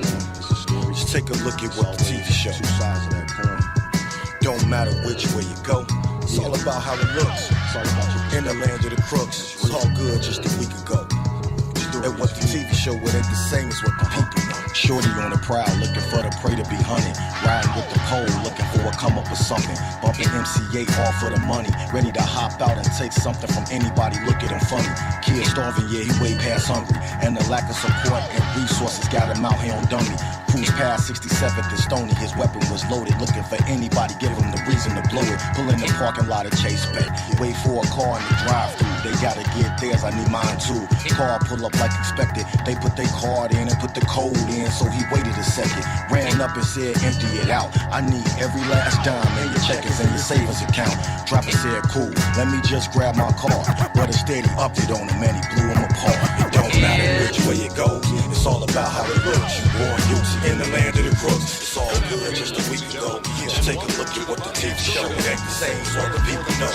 Don't matter, don't matter, don't matter. We're hosting the 1988 NBA Finals. And now, introducing your Eastern Eastern Conference champions. More than formidable, your typical force of nature. Feeling good, coming out my blazer. I'm asking, can you feel it? Cause nothing can save you basking in the sun, right on the equator. They equate you with they little pieces of paper. Money ain't the root, it's the leaves that lead, but not these. They forever green, they evergreens, and I promise Christopher Wallace, these are big things. Prepare for the onslaught of full-fledged avalanche. No stopping the juggernaut in the ambulance. Hold poise in the master stance. This is money in the bank, not a cash advance. Yuck. I'm sickening with the wordplay, fresh off a punishment, clowning in the worst way. How much does a verse pay? Oh, you got paper to drop, you bought your purse, eh? So let's talk business, cut the check, man. What the hell is this? Shit, feel it like the holy witness. Spitballs, dumbbells, lyrical fitness. Various associates are calling it's appropriate. I'm feeling like Morpheus, offering these opiates. No matter how cold it get, I generate warmth with the shit that I'm on. First time I faced a gun, remained instinctively calm. What I learned that night kept me alive to this day. From NY to the Shire, do you ride or you pray? We embrace all the wisdom, we do not die to gray. 88 Pistons, bully foot in the league. Live in the city under siege, new military urbanism. Make it to 25. Look, you'll get high fives, cause most guys 25 got beef like 5 guys with 5 or more guys. There's a war outside for the matter of black lives you can't hide from. Fuck a slice of the pie. I need like 500 whole ones, what I'm old plus some in a lump sum. Coach Chuck Daly led Detroit to a 5th straight winning year, and in 87-88, the Pistons had a franchise record 54 wins. 10 o'clock in the PM. Sick and tired of arguments with the BM. He left out the crib mad, grabbed the stash in the mag, and the trunk fit for Seagrams. Figured he head up to Burley Street. Drink liquor, smoke trees with the homies, G. Riding down South Chicago was bussin'. We coming through the whites on that dumb shit. Put over by the White Castles. Only square cause you know these crackers might bless you. L's on point, registration good. Quick prayer, God protect me from these racist crooks. As the officers approach the whip, if they get on dummy, bet this thumper spit. Otherwise here, all my paperwork legit. Another story.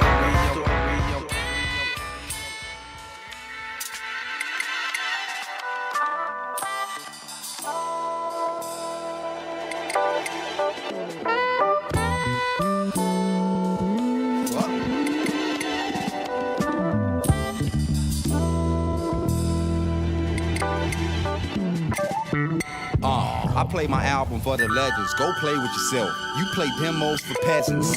I can take that same album and go slap me a reverend. The essence of life is Vic Spencer presence. Don't steal my shit, cause I peel wigs. When it comes to rapping, I don't feel shit.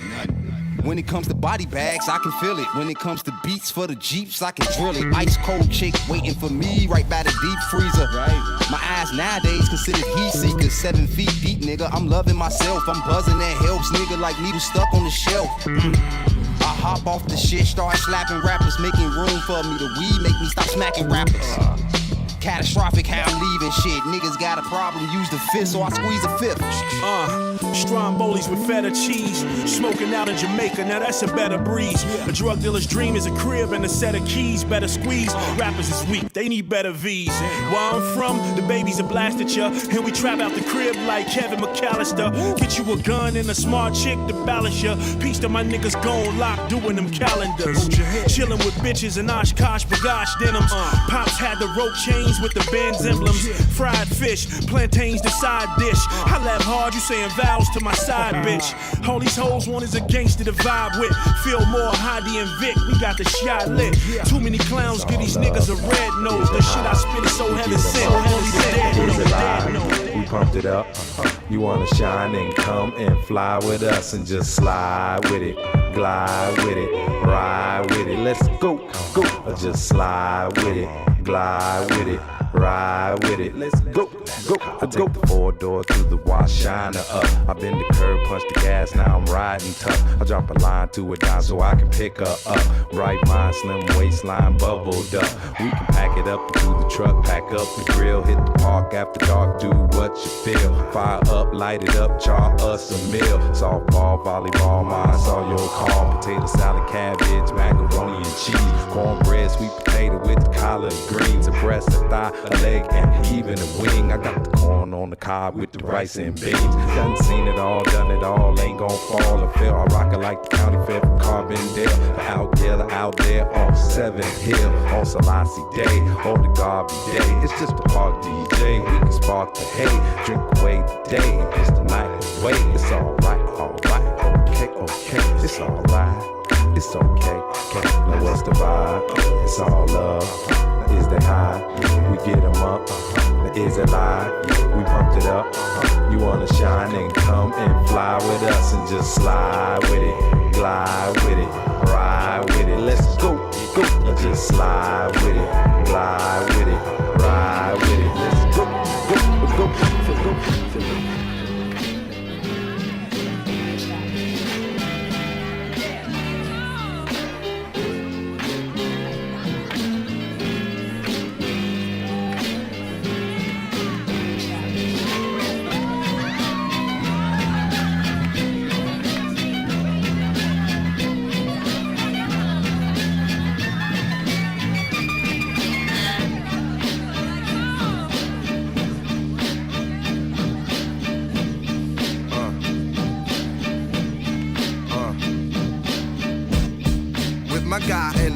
Chevy, he got a job, used to move rock steady, window shaking when the bass dropped heavy, nigga driving like he the Black Tom Petty, all fast, extra 10 on the glass, way past the limit when we was passing Bennett. We heard sirens, swear I never liked police better than the firemen. Here they come harassing us off a GP, maybe it's because the car looking like a TP. Easy, they approached us, hand by they hostess, coast till they toast us against them, man, that's the culture. Try to look sober before they get closer. The window, hoping that the wind blow the smell away. Been through hell today, don't need a felony. Asking my guy for his license. Damn, fam, you ain't got a license. At least for the weed, he got a license. They shining a light right through my iris. Got us out the car, put us on the curb. Going through the car looking for the herb. Must have found something cause he acted all ornery. Found a pound stashed in the laundry. Then they start asking whose was it. Split us up so they can ask more questions. Am I the buyer? Am I the supplier? Am I rich? Am I have any priors? Once they realized that they couldn't move an inch us, that's when they divided and tried to really lynch us. Said that my guy said it was my shit. Oh, I'ma fall for that old Spencer for high shit. Come on, man, I'm from a shy environment.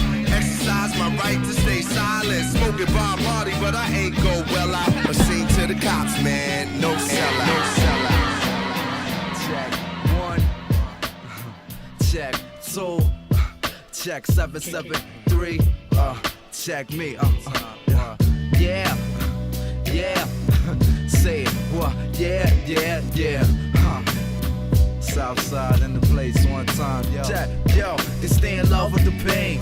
Yes, there was a pain. Train, bus, a plane, destinations us the same. Take the Chevy to the bevy where the water was dry. Where disorder was the order, thus we'd order some fries. In the gyro, ain't no errors correct in the same hero. Who gives a uncle? We know it's the culture that we know. There be no teachings here for us to convert. First I had to convert, that for us comes first. Small world, all earth, all hell, all hurt, all worse. Anyone's guess, they guessing the worst. Got subconsciously to let go of hurt. We really hurt. I never thought about change till I heard it in the verse.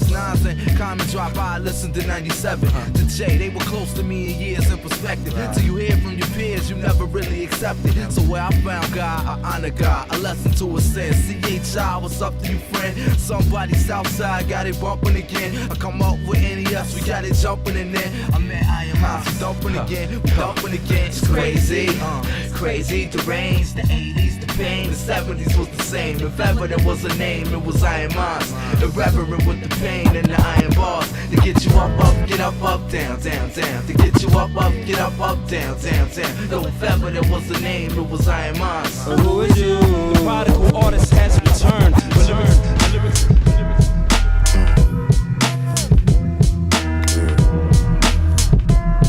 Shit's crazy right now. All these motherfucking problems and shit. My nigga can't catch a break out this motherfucker. I go crazy out this bitch. Bottle full of liquor, my mind full of them evil thoughts. Feel like I'm a cave under pressure, but I'm a G at heart. My pops don't know me. My OG something, cause don't nobody owe me. But I can't see myself working for none of these crackers. I be done fucked around and went crazy on one of these crackers. These jobs ain't paying nowhere near enough for me to fuck around. My baby mama say I'm lazy and I need to buckle down. Fuck that bitch, she got me stressing, getting loud in court like I'm the nigga to extort for some fucking child support. Should've got the abortion, now this bitch want a portion, and the judge ain't trying to hear shit I'm saying. She just enforced it. Swear to God, motherfuckers got me heated. Where the fuck these blessings be at when you really need it? And where the fuck these angels? All I'm seeing is these demons in the form of thirsty bitches with these fucking court subpoenas. Bottle full of liquor, my mind full of them evil thoughts. Feel like I'm a cave under pressure, but I'm a G at heart. Can't win for losing, I'm getting closer to giving up. Motherfuckers tell me I'm bogus, but I don't give a fuck. Yeah. The L, the O, the N, the E, the Y. Money falling from the sky. No, it don't grow on trees, but it could grow on me. And my hands could be the branches, and this could be the leaves. Keep it coming full circle, 360 degrees. Put so much in my wallet that it won't even fold. No blankets, that's alright to keep me warm when I'm cold. Uncontrolled, paper, dollars, cash at last. Keep the shoebox for the stash. For the love of the money. Some will sell drugs to their money. Some will lay in the tub full of honey. Looking for the gold, really looking like a dummy. Exchanging money for their soul. Now money wanna hold $100 bills in the $4 bill. Y'all you how the story go. More money, Louis Vuitton video to centerfold. Now the industry they got a hold of your image. Whoa. I just made it my way. I need the 20s, the 50s, the 100s. That paper in hand. That paper in hand. That paper in hand. That paper in hand. I just made it my way. Give me the 20s, the 50s, the 100s. That paper in hand. That paper in hand. That paper in hand. That paper in hand. We need the dollars like Creflo in the escrow. Roll the bank, go popular, get the bankroll. Got some with the tracker on the ankle. They ain't no, but ain't saying so, cause the mortgage company foreclosing on the bank loan. Need them euros, francs and pesos. Take the paper and the chang-a-lang dough. Need dough cakes and no break calls. Putting in the call to all to donate to the cause. My cousin lost his days, the scheme ass way. I've been on that for some time. Pursuer of the grind, had a couple schemes. Some work for the team or get you treated out of pocket like a wallet for the cream. I need to add it up and stack it like a register me. Who gotta get it? You? Who gotta give it? And it's something on the table that I know you gotta flick with. I got fitted, music to move a hips. Vic Spencer. Whew. My shit. Hey, yo, Oscar, you gon' love this shit, B. Word. Vic Spencer, most hated, the most consistent, and got niggas bitching on social media. Y'all niggas is hoes, y'all not my brother, niggas is foes. Talking shit to the fly on the wall, I won't attract it. I spit one by, it'll have you doing backflips. Landing on your neck, the whole planet is upset or obsessed with the fact that a nigga is old and still relevant. Still living crooked like the motherfucking letter N. Yo, Panic, you don't know what you fucking with when you fucking with this. Victimized varsity jacket with my face on it. Your girl voice had too much bass on it. A nigga didn't fuck, you can have her back. I never had her in a position to win or been over. I seen Cobras on the plane with you, claiming you was G.I. Joe. You didn't know that you had 3 eyes, bro? Man, niggas is stupid. When I was in Ulick, I drink the Buicks. I had 3 of them. Paid for, made whores, changed fits when they was out with me. I look good to the public, yes, but I'm still something they can't fuck with. Enough for the social politics. That's not leadership, that's slobbing spit. Obvious, I've been killing shit. That's not the drift. That's not the point. The joint is the size of a finger. I get high with singers. See Rich passing the split. Hella beer just passed me a fifth. But that fire holy water, man, I'm glad it was piff. I put the bars down, they knowing it's cold, they can't critique it. All they can say is some unique shit. More cemetery for the same artist. Call me for the name card.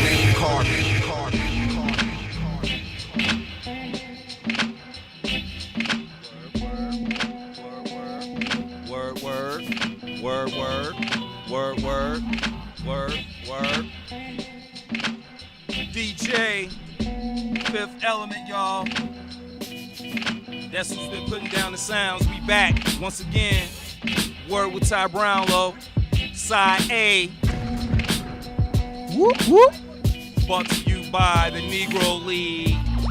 Yeah. So, Fifth, what's going on, brother?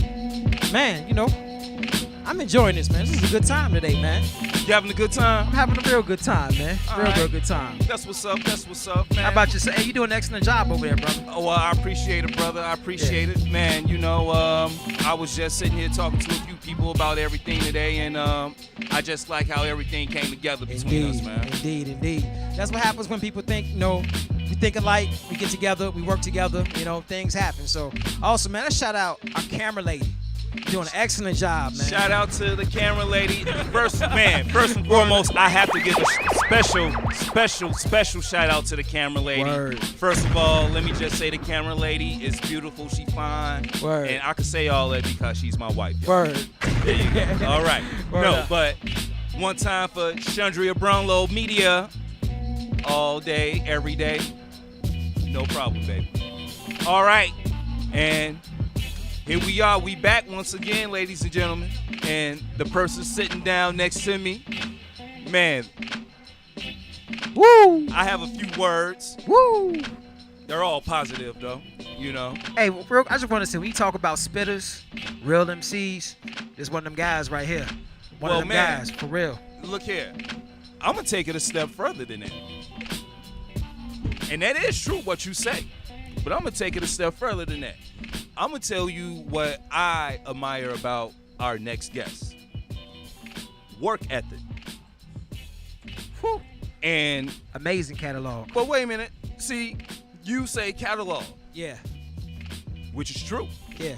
He does have a very amazing catalog. Yeah. Thank you there, DJ. Yeah. See, man, DJ's trying to take over the show, bro. Come on, man. All right. But no, I'm talking about work ethic, like as far as networking. Yeah. Man, I'm going to keep it real. I've snooped. I've checked the Instagram. I've checked the Twitter. I see what you be on. You know what I'm saying? Some of the people you rolling with. Man, you're networking. You know what I'm saying? You're like getting yourself in circles. Yeah. But first and foremost, like we just talking like, man, I ain't even introduced you. Ladies and gentlemen, man, like we just sitting up here talking like he ain't even here. Man, ladies and gentlemen, the one and only Vic Spencer. Yeah. Give it up. Give it up. And also, man, I don't know if people know this stat. This is a real stat. The only rapper from Chicago to be featured on the Sean Price record. Come on, man. Damn, Viv, I was going to talk about that. Hey. A couple of questions. I just wanted to put that out there, man.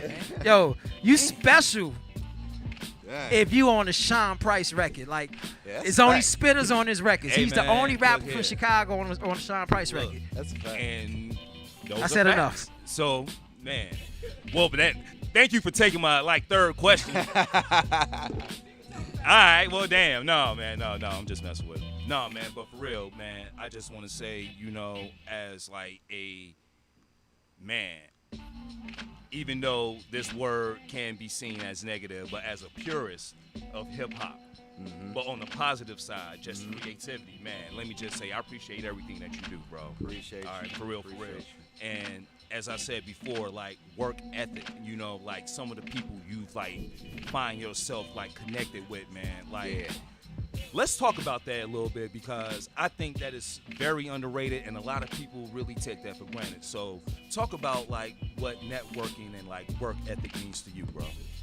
I feel like if I got a gift, why not have those different landmines in all these arenas, all these different rap groups, you know what I'm saying? So I feel like if I can implement, that's what we wanted our legends to do, you know what I'm saying? We wanted our legends to reach back to us, you know what I'm saying? True. I remember it wasn't no social media for guys that I was an idol for, you know what I'm saying, who I idolize, you know what I'm saying? Now it's hard to reach them, or they not as interested. But now it's young people, and now I play that position. I've been rapping for a long time. I play that position. So I just don't want to be treated how I was treated. So, man, you know what I'm saying? I feel like I had these landmines everywhere. Get down with everybody, you know what I'm saying? Show people that I'm really about the unification. Man. You know what I'm saying? Yes, he is, ladies and gentlemen, because, man. Because I could be dubbed as a villain, too, you know what I'm saying? Well, nothing wrong with playing the villain, and Absolutely. You know what? The villain is very popular these days. Absolutely. Okay, so, like, let's not get it twisted, but, I mean, man, look. You look up, seeing what Alchemist. Look up, seeing what West Side Gun. Look up, man, as Fifth just said, feature with Sean Price, you know, and man, just keep going and going and going and going and going and going. Like every time I look up, okay, he's another album, another video, boom, boom, boom, working. And I mean, man, like that is just dedication. Yep. That's passion. So let's just talk about all this. Like, when did all this start for you, and how did it start for you? When I just defined what DIY meant for me, you know what I'm saying, as an older artist. I'll be 40 this year, you know what I'm saying? Word. So yeah, you know what I'm saying? So I be trying to capitalize off how can I stay youthful already with the good energy. How could I bring it back to the culture? How could I do my part? How could I show all the longevity that I have? And how could I give it back? So I always keep that mentality as a shorty, like even then, like wanting to be able to have the will to win, just want to do it. You know what I'm saying? Just want to be like put my joints on the table. You know what I'm saying? It's a lot of joints on the table, but Vic Spencer joint somewhere right here, you know what I'm saying, be an option.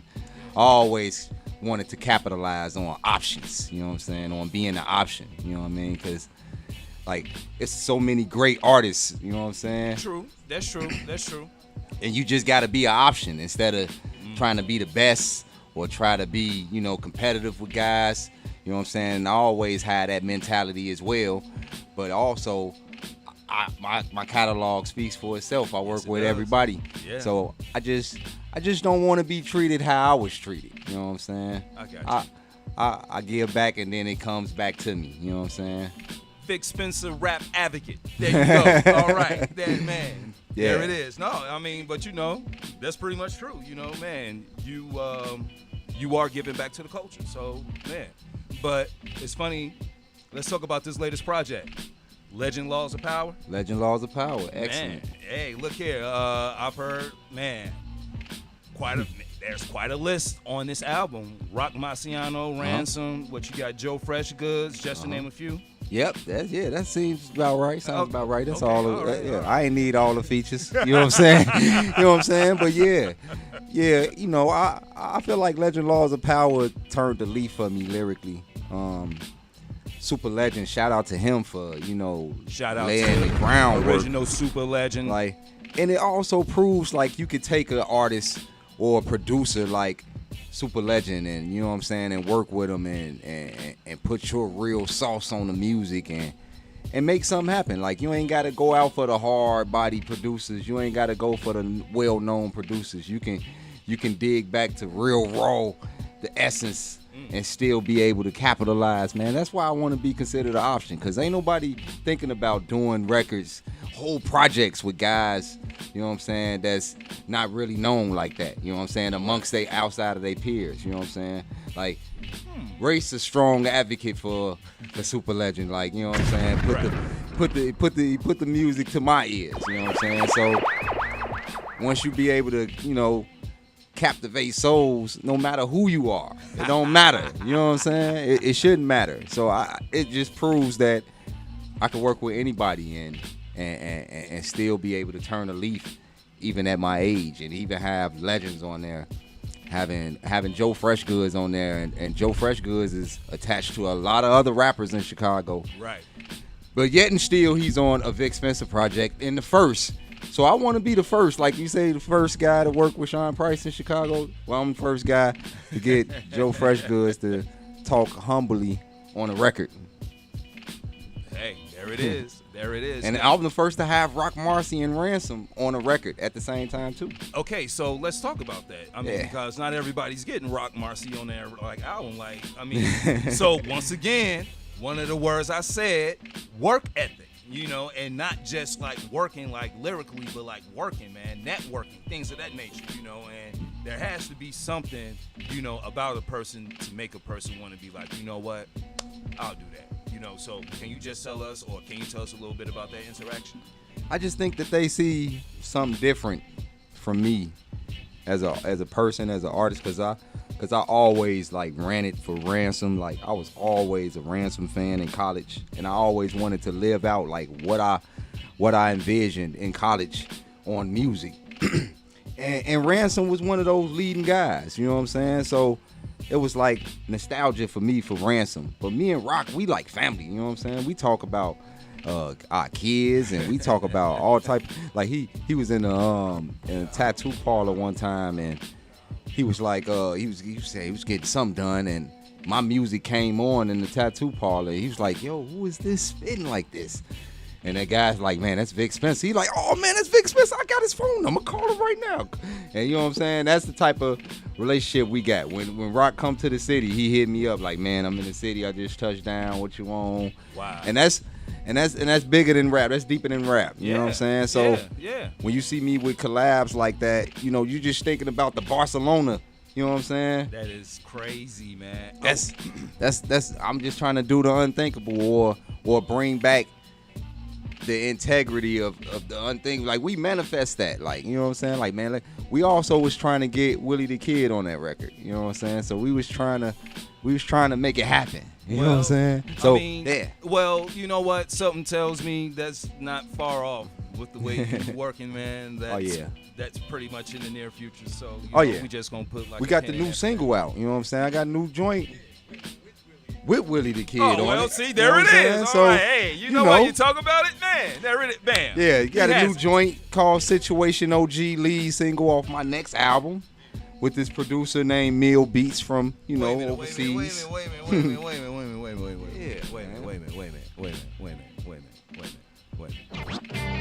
Just dropped an album. Right. And you got another album. Right. Bruh. Talk to him, man. Ethic, people. That's what I'm saying. Work ethic. And as you said, option, like, so, and I'm sorry to cut you off, man, but please go back. So, the single with Willie the Kid. Situation OG, you know what I'm saying? Produced by my homie Mill Beats from overseas, you know what I'm saying? Okay. We got our album dropping called Brainstem Factory next month. And, you know, we dropped the hit, you know what I'm saying? Willie the Kid on it, you know what I'm saying? Actually, Willie the Kid is the only feature on the entire album, so, you know what I'm saying? That's it. All Vic and Spencer. I hear, like, I want to say one thing. A lot of people or critics, they'll say that, you know, Vic Spencer music is not have, like, structure or it's like ain't got no hooks. It's just all bars. Well, this album is totally what they're asking for. Hooks, third verses. We taking it back to the essence. You know what I'm saying? Skits, interludes. You know what I'm saying? And it's and that's how I'm coming with this album. So when you talk about landmines, I do what I do. I create my own rules, and then I go do what the standard wants. You know what I'm saying? And still be able to execute and still maintain. Well, you know what? Well, first of all, that's dope because still at the end of the day, you doing you and you're doing you on your own time. So, like, if that's what you want, I'll give it, but in my way, on my own time. Yeah. There you go. Vic Spencer. All right. Okay. I see you. Well, man, I don't have to ask what's next because you just told us what's next.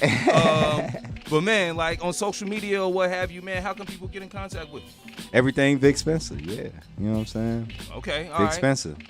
Twitter. Vic Spencer. Instagram. Vic Spencer. Facebook. Vic Spencer. YouTube. Vic Spencer Visuals. Yep. There you go. All right, everybody, man. Hey, hold on. Just told you what it was. Bandcamp, Vic Spencer. I do got Vic a question, though. Go ahead, What's up with the record with you and Villa, man? Oh, man, that's a good question. Yeah. You know, we trying to push for the fourth quarter with that. You know what I'm saying? Okay.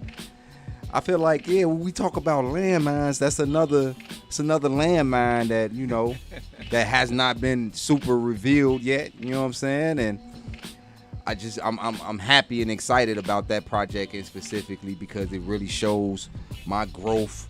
It really shows where I'm at lyrically and how I used to listen to music in the 90s and enjoyed it, and now I can sit with these same guys and make incredible music. So it's a tip off to my career.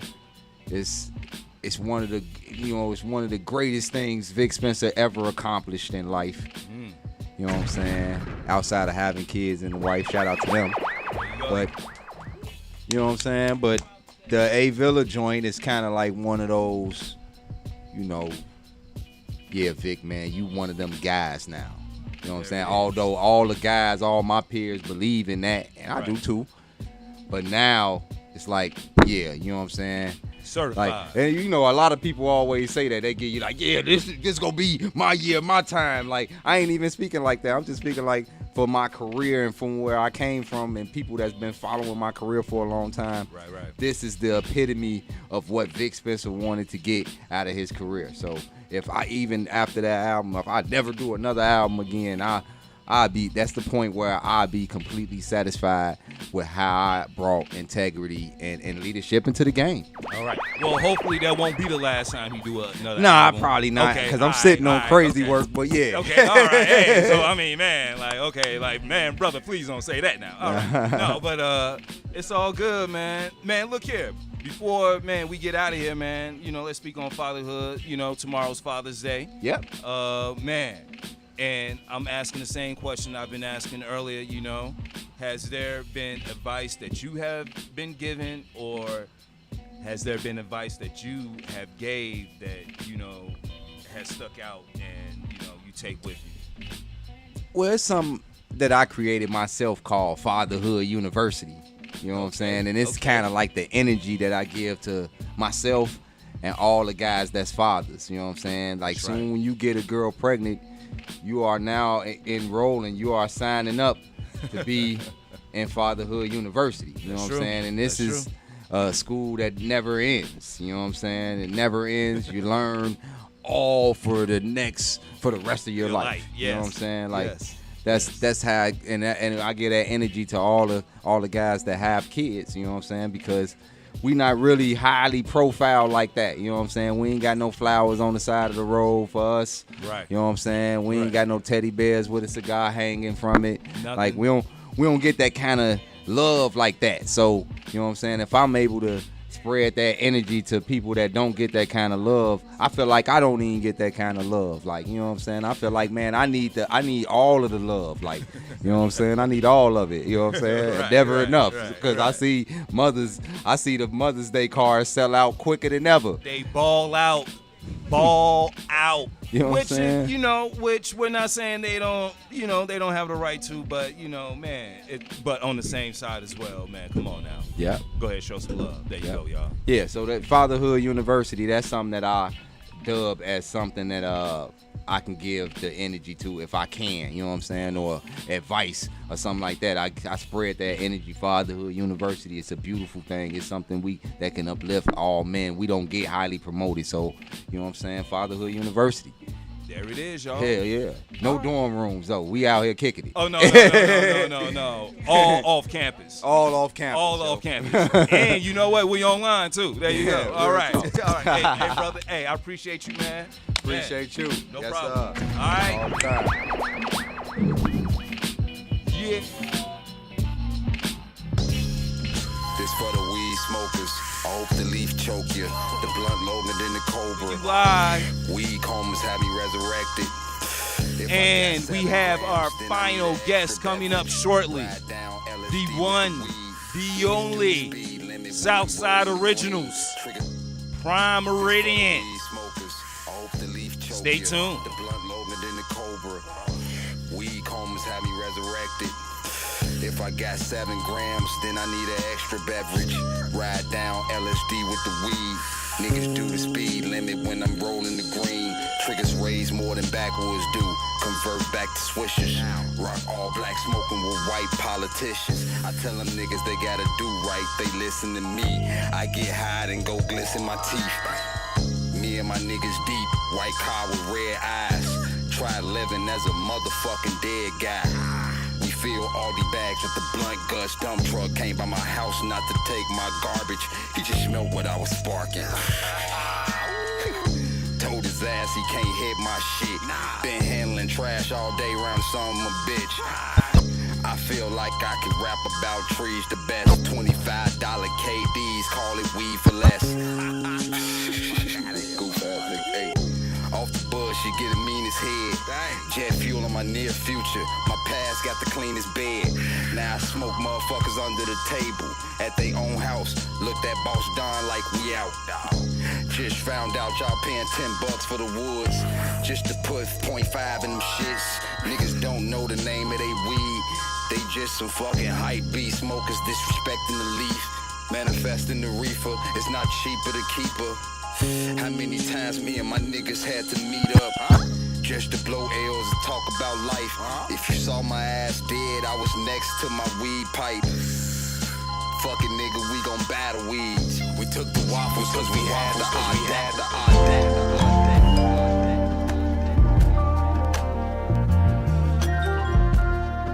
Yeah.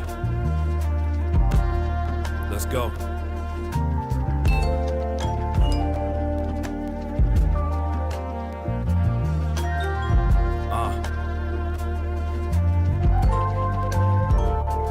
Let the rhythm hit me like Buttafuoco. Let it knock me unconscious. The beat kicking like judo. Jiu-jitsu smash a sumo. Wrestler from the pressure. You niggas terror never. You probably wear a Lara. Mascara like a lady. I'm from the 80s era where we wear a polyester Adidas track jacket if you got that cheddar leather. The dookie rope is poofy. African medallion kufi. The main accessory. Oh, we rock excessive jewelry. You see me crush grooving. I'm like that truck moving. I can't be stopped, famo, unless you pop ammo.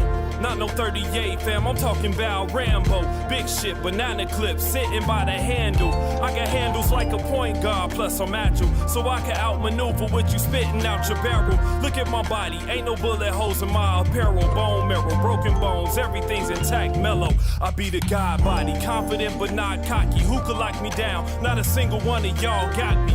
You could stop me, nigga, stop playing. Who could stop the reign of a man who reigns on all? Stop praying. Religion can't stop a tsunami. Plus, I got the engine of a Maserati instead of a heartbeat. The courage of a lion. Skeleton is cast iron. Ain't no hunting in my jungle. Murder all of y'all trying. You hate what I'm implying. You hate you ain't surviving. It ain't gonna be no hero. Ain't no saving Private Ryan. Tend to be problematic, cause niggas be having static. I got that fabric softener if clinging is a habit. You catch the dry cycle. Your face dry like Michael Jackson. Proactive is an action. If you asking to get wet up, I swear I ever get fed up. I'm aiming infrared until it's tearing your head up. Snarf.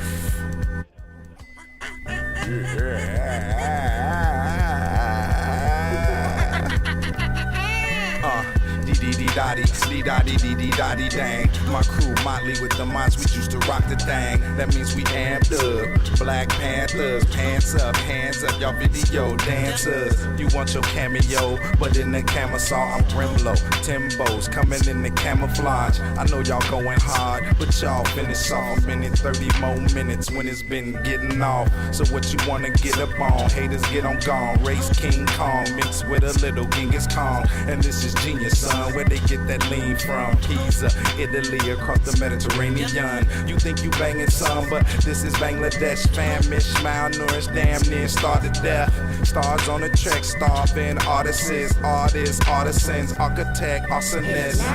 Melodic, hypnotic, worked out with some soul. Musical, avant-garde, artistic, sabbatical.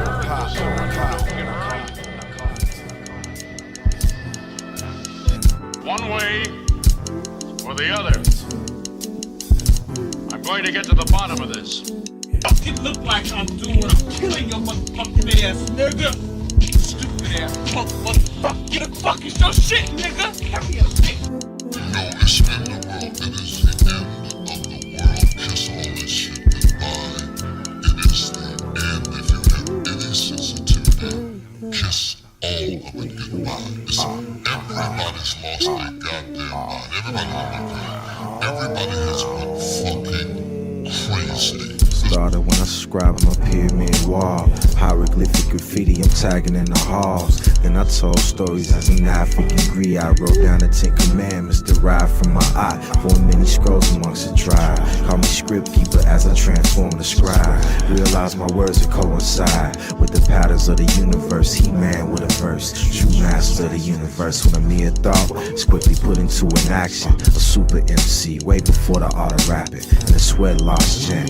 Now that's a strange sound. I could write in the grunt language. Word to James Brown. Our language is profound.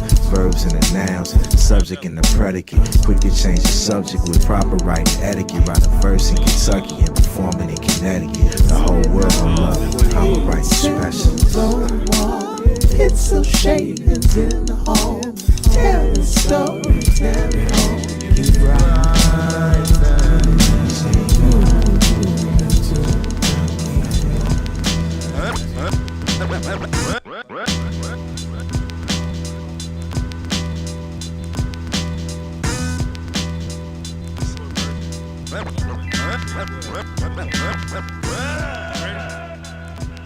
All right, all right, all right.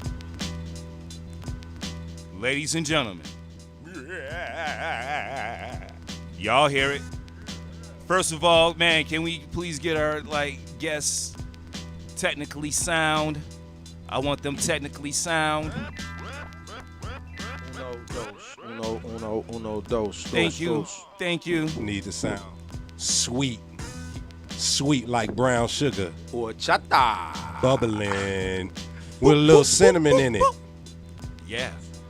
Mm-hmm. No, cilantro. The cocaine was sweet like cinnamon. Okay, see. And don't First you of put all, no parsley in the weed. Hey. No parsley in the weed, man. No parsley in the weed. No oregano. We're all about the organics around here. All right. Anyway, ladies and gentlemen,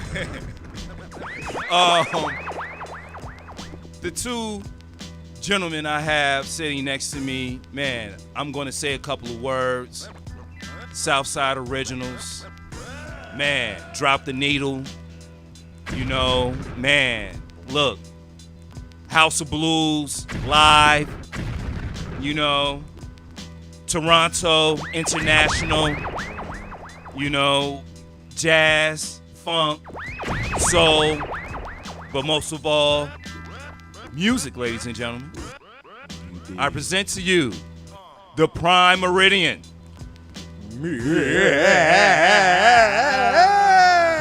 And there it is.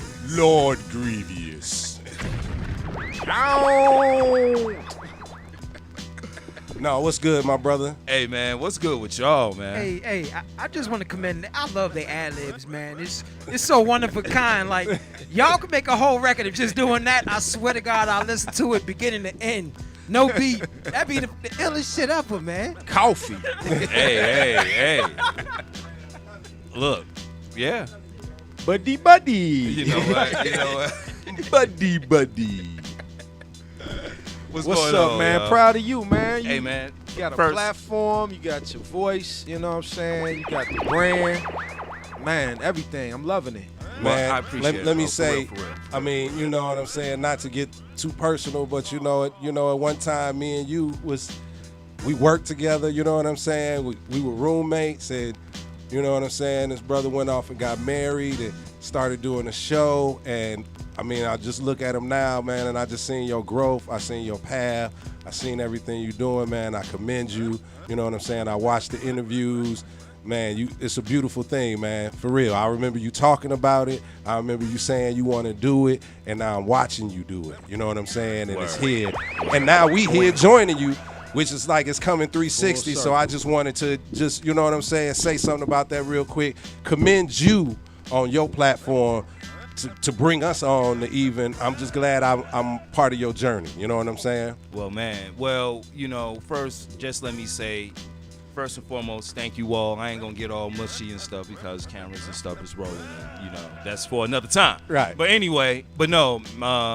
Let me just say, like, we know each other, you know, personally, you know, just before all of this, and you know, just to have you all here on the platform to talk about, you know, you all and just everything you all got going on, man. Like, it's a little surreal, but I am very happy to have you all on the show, for real. That's what's up, my brother. And I mean, second, I'm just glad that, you know, like collabing with Fifth and, you know, Dante, man, to make all this happen. So, man, it's not only me, it's them too. So hats off to them as well. You know what I'm Salute to saying? Dante for the hospitality, brother. Man, one that love. shish kebab was kebabbing. Fifth for the sound. It was the always. shiz kebab. There you go. All right. You thought I was going to say something else. No. But no, man, look here. Let's talk about, man, Prime Diesel. Goody. Shout out to that brother Rashid Hadi. Hadi is on the beat. Hot Diesel. Yeah, shout out to Rashid Hadi, for real. For real. Now, you know, now Rashid Hadi, also Southside Original, Chicago. West Side. I'm sorry, West Side. West Side Original. My fault. Yeah. You know what? Just like you. You know right. what I'm saying? I'm originally from the West Side, West so Side you know like what? you, yep. Y'all don't like beat me up when I'm back over there by Douglas Park. Stop playing. Anyway, man, look. But man, let's just talk about the album. Like, how many tracks on the album? It's I I want to say it's 12. It is 12 with the 12. bonus. Yep. Okay, right. I knew it was a And bonus. then for the vinyl, it's 11, but with the digital, it's the 12, and the CD is the 12 because we got the bonus track, the money track on there. But that was a slow cook. That was one of those. We met Hot D back in like what 09, 08, 09. And to your point of the South Side, we met him on the South Side. He was actually on the 9. staying on the South Side on the 9 at the time. Okay. 79th Street for those that don't know. Yes. But, yes. Oh, you know what? Yes. And big up Ice Grief for Abstract Mind State.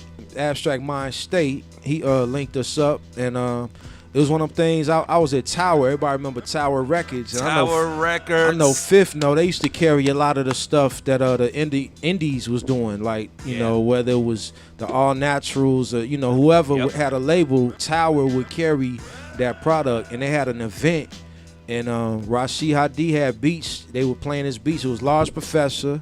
It was Abstract Mind State, and I kept asking who was dude on these beats, and Greg was like, "Man, that's Rashid Hadi."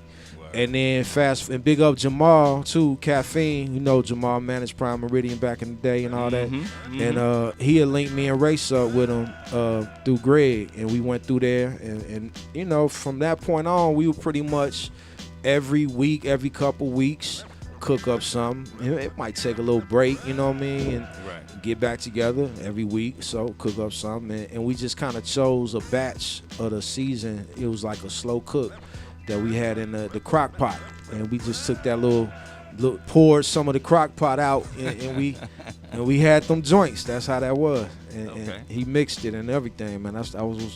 He's a talented guy. That's what's up, man. That's what's up. Well, look, let's just talk about it, man, from like the beginning standpoint of Prime Meridian. For those who may not be familiar with your journey, like where does the beginnings of Prime Meridian come from? So, I don't know if you know about me and Race, back from Ray Elementary. I used to see him rap back when I would hear Melly Mel and old school. I'm telling her, I said, but we would hear Rakim and all them on the mic, but like as far as physically seeing somebody rap, he was the first cat that I seen rap, and it wasn't just no bubblegum rap. It wasn't just somebody else's rap. It was his rap. And I seen that, I was like, I bit the rap. I mimicked it, tried to like, look, I could do that. And instead of Shorty D, I think I said Simi V or something like that, you know what I mean? Right. But that's we talking like 6th, 7th, 8th grade, you know what I mean? Yeah, I was in a play in 7th grade. And, well, no, it was 8th grade for me, so 7th grade at Ray Elementary. Theatrics. And then, so fast forward, I met Tree, who was one of the, original members of the Prime Meridian. I met him down at U of I on the yard. One of the few cats that I knew that could freestyle, and had a dope. Both of them had dope voices, and me and Tree ran. We did a 10-year run with it. And Race was always family. Like Divine, my cousin, Malcolm. They was all Haru PCP.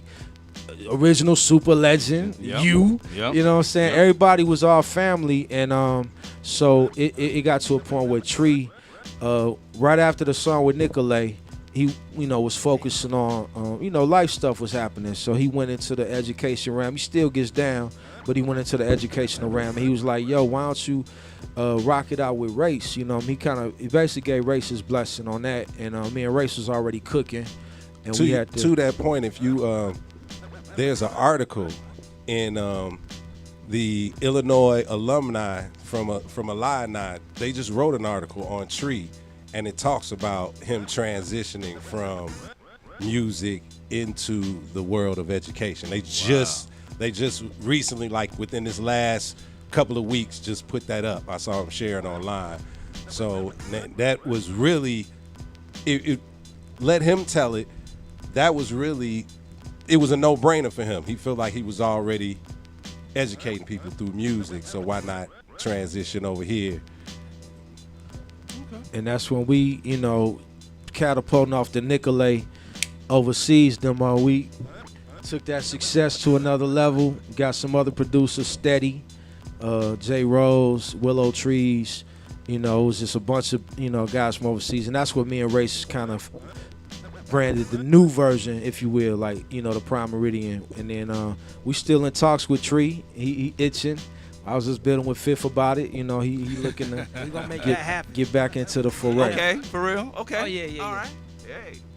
Yeah, I'm very big on reunions and getting everybody that, you know, that I was a fan of coming up. Like, one of the shows, there was two groups I would hate going after if I gotta do a show with them.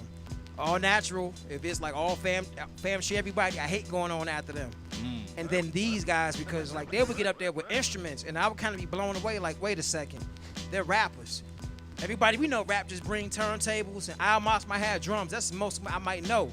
These guys open up their set 10 minutes with just him on the keys, he on the horn. It's like, wait, what's going on? And then they just start rapping. It's like, nah, like, this isn't regular. Like, we're seeing something special. Recognize it. So, music. You know, yeah, man. And I've been in their ears a lot. Like, yo, I want to get all three of y'all on the song. So, I'm working on it. Yeah. That's gonna be epic. Oh yeah, man. You know, boy, Fifth be over there always like planning, man. You know, y'all gotta watch Fifth. Like, you be like going over to his spot one day thinking you finna just like chill and do an interview. Next thing you know, man. Yeah. So yeah, you remember back in '47 when y'all split up. I'm like, damn, bro. Yeah, Fifth be knowing. He be sitting on stuff you don't even know he know. He like, oh yeah, I knew about this. I'm just in the Shout cut, out to man. Fifth. Just in the cut, man. No, man. Look, let me talk to y'all a little bit. And I know we talk a lot about this from time to time. Music streaming and how music streaming has really changed the game. Whereas, like, you know, back in the day, it was really about album sales, then CD sales, or what have you. Then, you know, MP4, what, you know, it came. Now it's like, hey, music on this platform, on this platform, on this platform. In your eyes, how has music streaming helped and hurt the industry? I could say, I would say that it helped the industry combat piracy.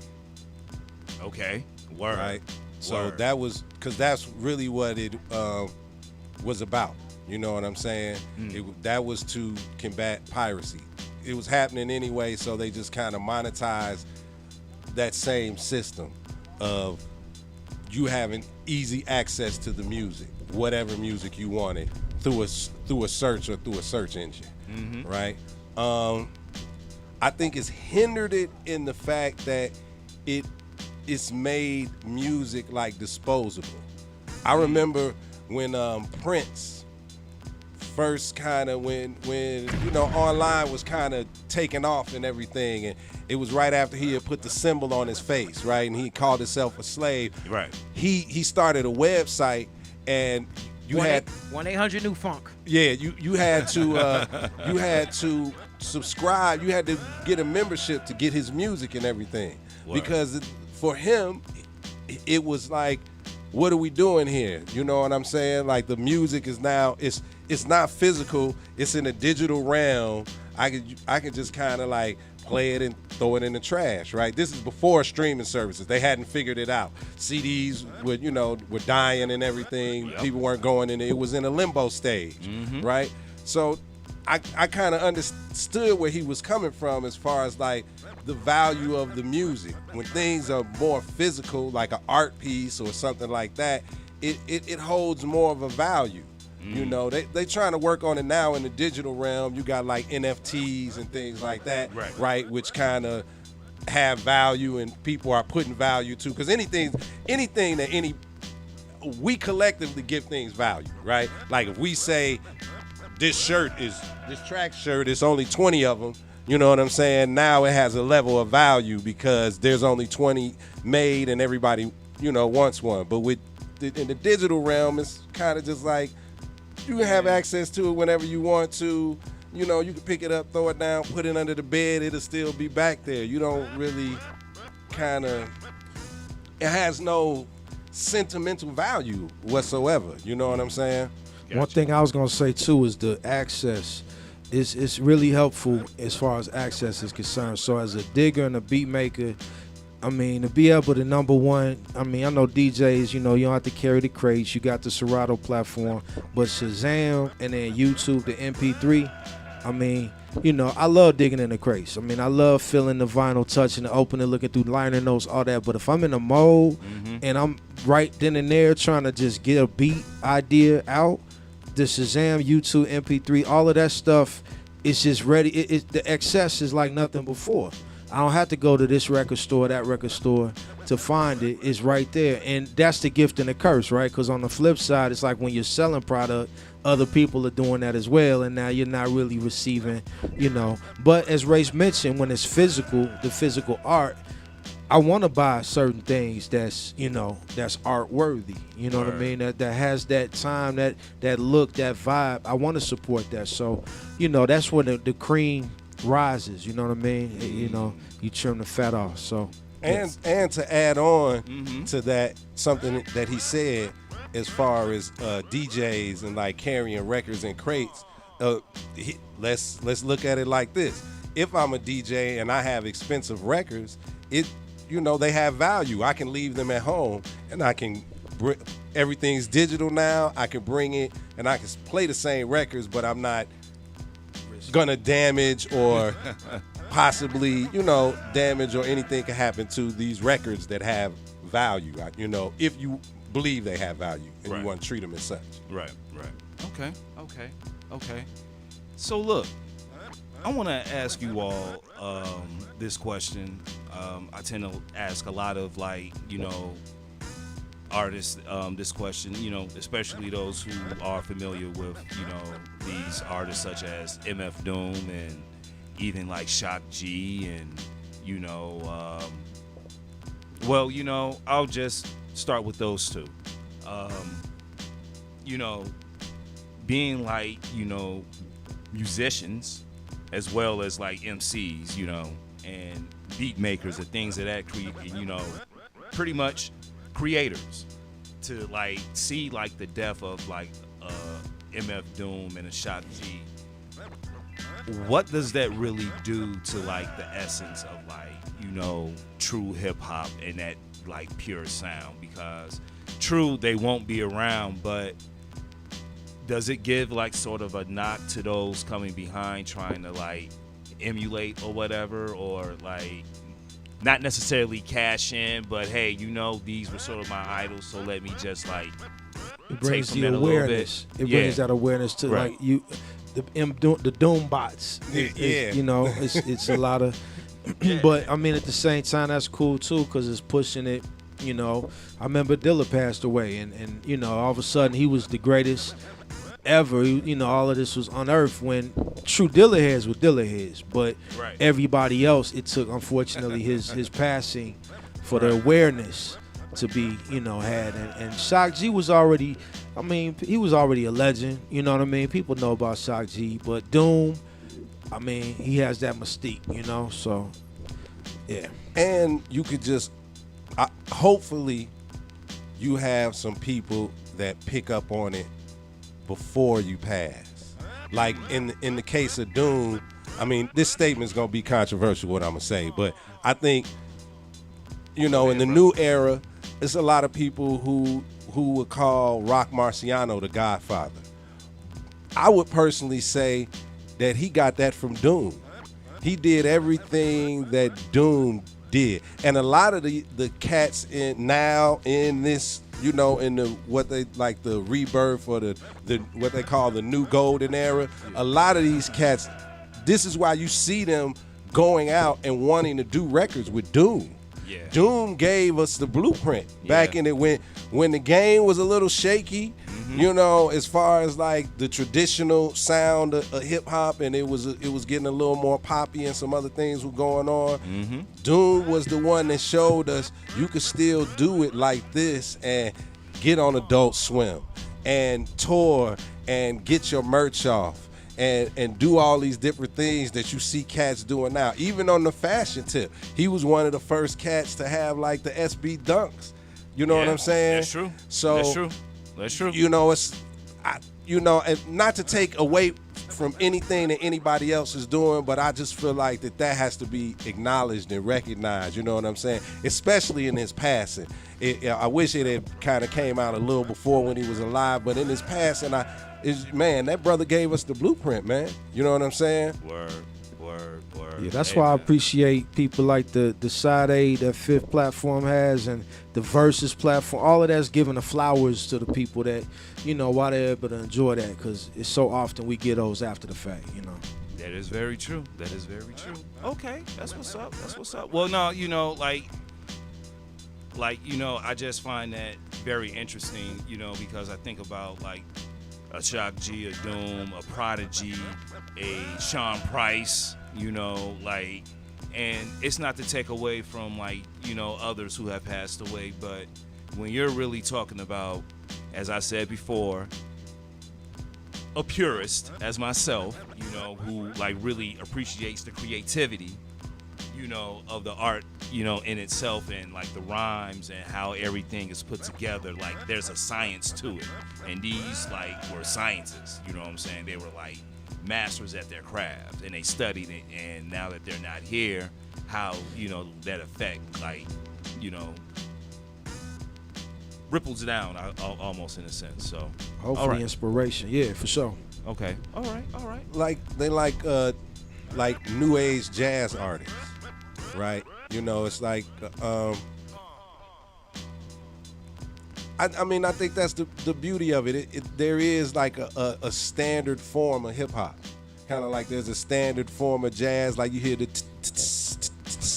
yeah. Right. There's like a standard form of, you can do different forms of hip hop, but if there's like you say, the pure standard form is this. Right. You know what I'm saying? Right, and then you got people that are keeping that alive with every generation, and I think that's the beauty of it. And some of the newer stuff is beautiful too. You know what I'm saying? Electronic jazz was great too. You know what I'm saying? So look, I'm not gonna go electronic jazz, but man, check this out. Let me just add bebop. See, I was just saying, man. But no, let me just ask this question.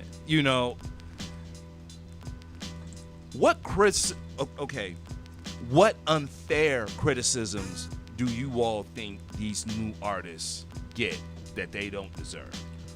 I think a lot of the younger guys and gals, they just, I kind of personally, like when Young Chop came out, I knew that he was on something. I'm like, Shorty got a sound, he got his own lane, he about to it's about to go down.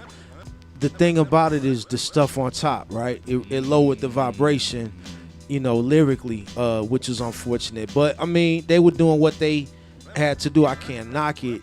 But I guess my point is, a lot of the youngsters, I feel like, are often confused, because a lot of them, I bet you somebody like him, he probably know about Doom. He knows about Dilla. They know about De La Soul, but they know that, I guess the thing is they're in tune in a different frequency. And I feel like oftentimes people our age, this golden era, we kind of ostracize some of them instead of, allowing them to advance it, take it further. I'm hearing Lil Durk. I'm hearing these melodies that he doing now. You know what I mean? I'm like, man, Shorty know he got an ear. You know what I mean? Whether it's auto-tune or not, to hit them pockets the way he hitting it, there's something to it. And I just feel like the more we can embrace it, the more we can open up some Let's go. See, there we go. Right there. There it was. And we can open up some communication with them. And the uplift, we about to take off. Spaceship. Yeah. No. So that's important to me, man. We gotta, because I know when we was coming up, and it was like, people was tripping that it was curse words in the rap, or there was, oh, y'all are talking about sex in the rap. How, Right. But I don't know. I just feel like we can't get to that place where we don't, at least we're not open to trying to accept it and seeing where the common ground can be. Otherwise, we're going to have that divide. I think that the younger artists are not given enough flowers for their creativity. There you go. Like he was saying, the melodies that the different pockets of rhyming that they get into on the beats and the tracks that they make. There's some intricacy to what they're doing. And I think you know, I mean, to piggyback on it, I think if we did, we could learn from each other. You know, it's like, to me, that's teaching. Like, if you're a teacher and you're not learning daily from those that you're teaching, you're not really teaching. It should be an exchange, not I'm giving you something and this is what it is and everything. It should be an exchange because daily things are changing and evolving. Right. You know, so if you want to stay fresh and new and in the know and in the now, which is actually what hip hop is, right? Is being hip, right? On what's hopping out here. You know what I'm saying? It's being hip. I'm getting hotepery on you. What's hopping out here? But you know, that's what it is. So it should be an exchange. Like, I should be able to give you something and I should be able to get something back. Even if it's rejuvenation or if it's a new lesson I learned or a new perspective. And vice versa, you know what I'm saying? So that's what I think that it is. They just not giving enough credit for their creativity. And if we pour it into that, some of the things that we are looking for out of it may come into fruition. Maybe not in the time that we would like, but eventually it will. You know what I'm saying? If the seed is planted, you know what I'm saying, and watered, it'll grow. And there it is. There it is. And given the light. Well, yes. You know, I'm going to finish the equation. Yes. Everything. You gotta shine that light. So it can grow. All right. Hey, man, look. I agree wholeheartedly. You know what I'm saying? Look. I can go into a whole nother thing, but we're going to wrap this up. Look here. If people want to get in contact with you all, how do they get in contact with you? So everything, well, I should be Twitter at Prime Meridian, Instagram, The Prime Meridian, Facebook, The Prime Meridian, and then, of course, me and Race. I'm Simeon Viltz and at Race Tacular. Race Tacular. Exactly. Race Tacular. Okay. So shout outs to Moors, man, and Thelonious, man. You know what I mean? I feel like they're like unofficial. Nah, I ain't gonna get. But shout outs to them brothers, man. They homegrown. I got love for them. Hey, man, look here. Homegrown. Are they black owned? And they black owned on this Juneteenth. Homegrown and black owned on Juneteenth for us, by us. That's what we doing. We've been doing it all day, and we gonna be continuing to do it from this point on. And shout out to all the fathers.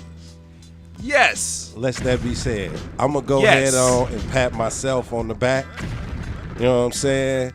Shout out to all the fathers.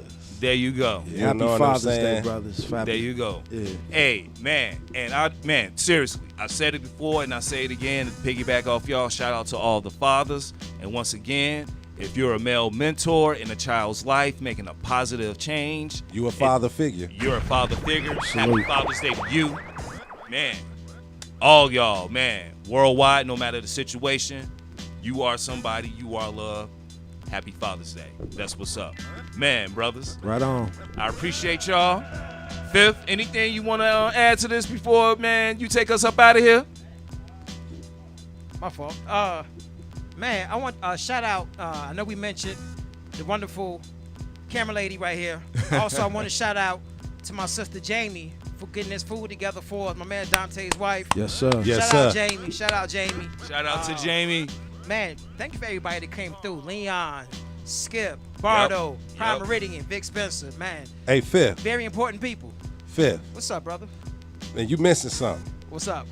What you got dropping today?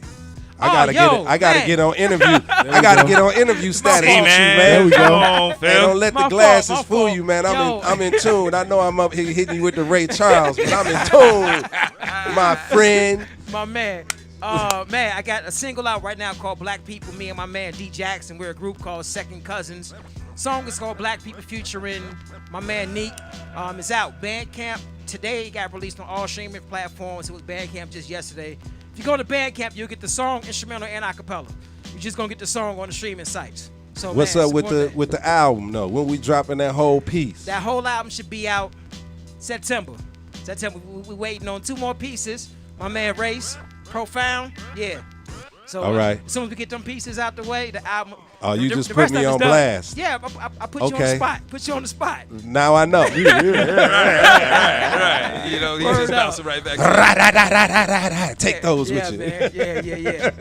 Well, man, that's what's up, man. And let me just say, first and foremost, I want to thank everybody that came out. Leon Rogers, Scoop Jackson, Stephen Bardo, Prime Meridian, Vic Spencer.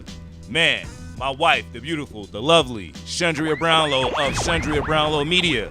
Whoop. Man, once again, this has been the Juneteenth Freedom Day collaboration mashup Hey, with.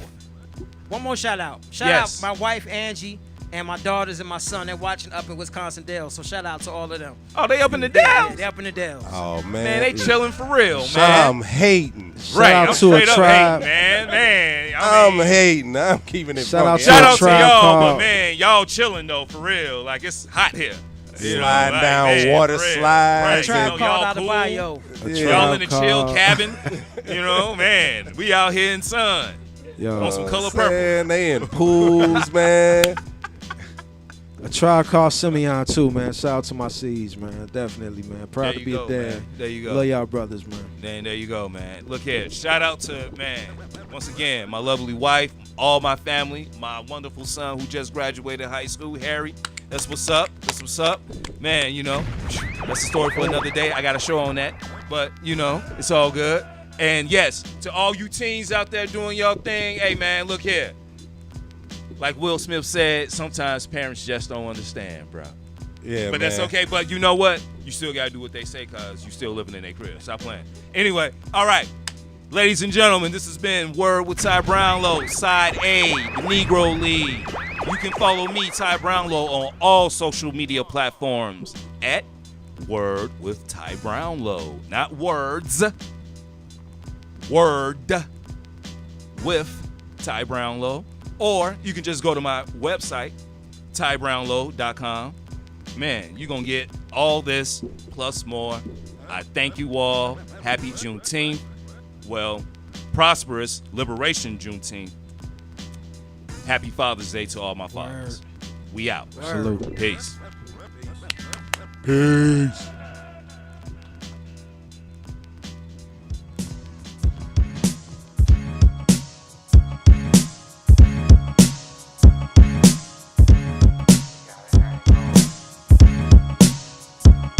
Black people, Puerto Rico, Asians and Latino, gotta.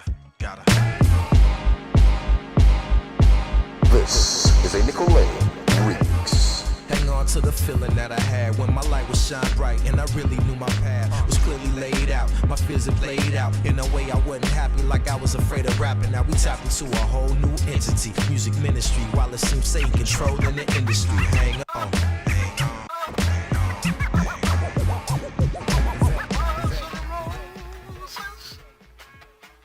Such would astound you.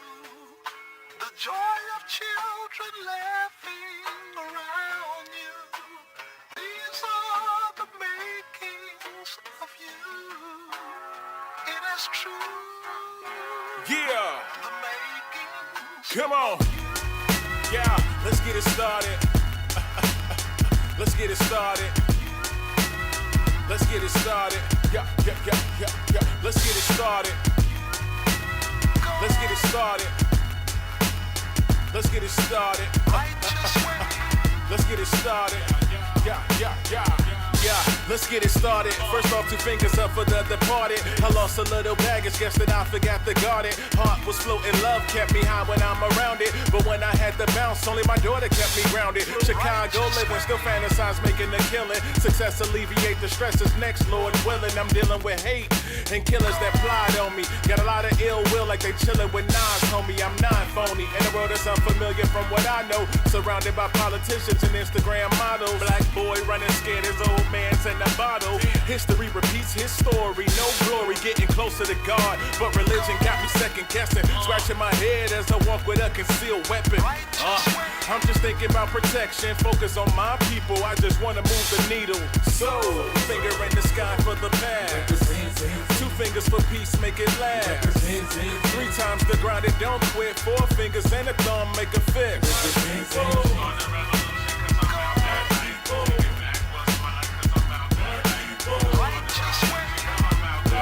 Four fingers and a thumb make a fist. Hey yo, they calling me the problem. Lost in the matrix, but these shots we can't dodge them. Liberate the mind and the body like I'm Marcus. Think free, then you shall be. Let's get it started. These the words I heard from OGs to Proverbs. So why they steady knocking down the kid? Yo, they got nerves. Sky's be the limit, only if we stick together. Twice as nice, like ha Davis, big fella. Oh, I'm nice. Ripping them shows and touching souls on the mic. Spit it so cold, but staying hot. I hope you like. Trying to stay woke, giving some hope. No time for night. Let's get it right? For this moment in time, peep the zeitgeist. Punched in the left as the wool covers the right eye. So, nothing you can prove to me, cause this is nothing new to me. So seize the opportunity, I'm gone. So, finger in the sky for the past. Two fingers for peace, make it last. Three times the grind and don't quit. Four fingers and a thumb, make a fist.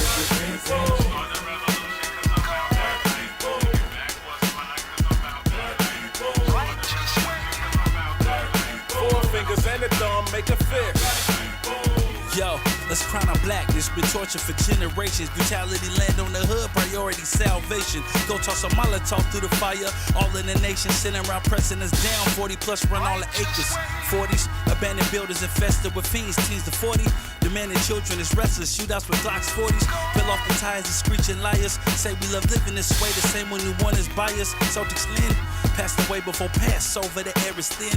The mass over the bevel fade. I don't see my kin. Black is brother like dear to a lion. I ain't get pressed on his clothes. Sad we don't see him as I am. Never brother, no indication of seeking. Private Ryan send him all the Zion sinning and seal his faith for the choir preach. How many times we heard brothers die in these crooked streets? How many times we heard politicians say it should stop, but yet it repeats? Ain't a damn thing changed. Pacify the president's democratic, the culture gets shortchanged. Black boy lost, black girl lost. It was written, we paid that cost. It's all love. Finger in the sky for the past. Two fingers for peace, make it last. Three times the grind and don't quit. Four fingers and a thumb make a fist.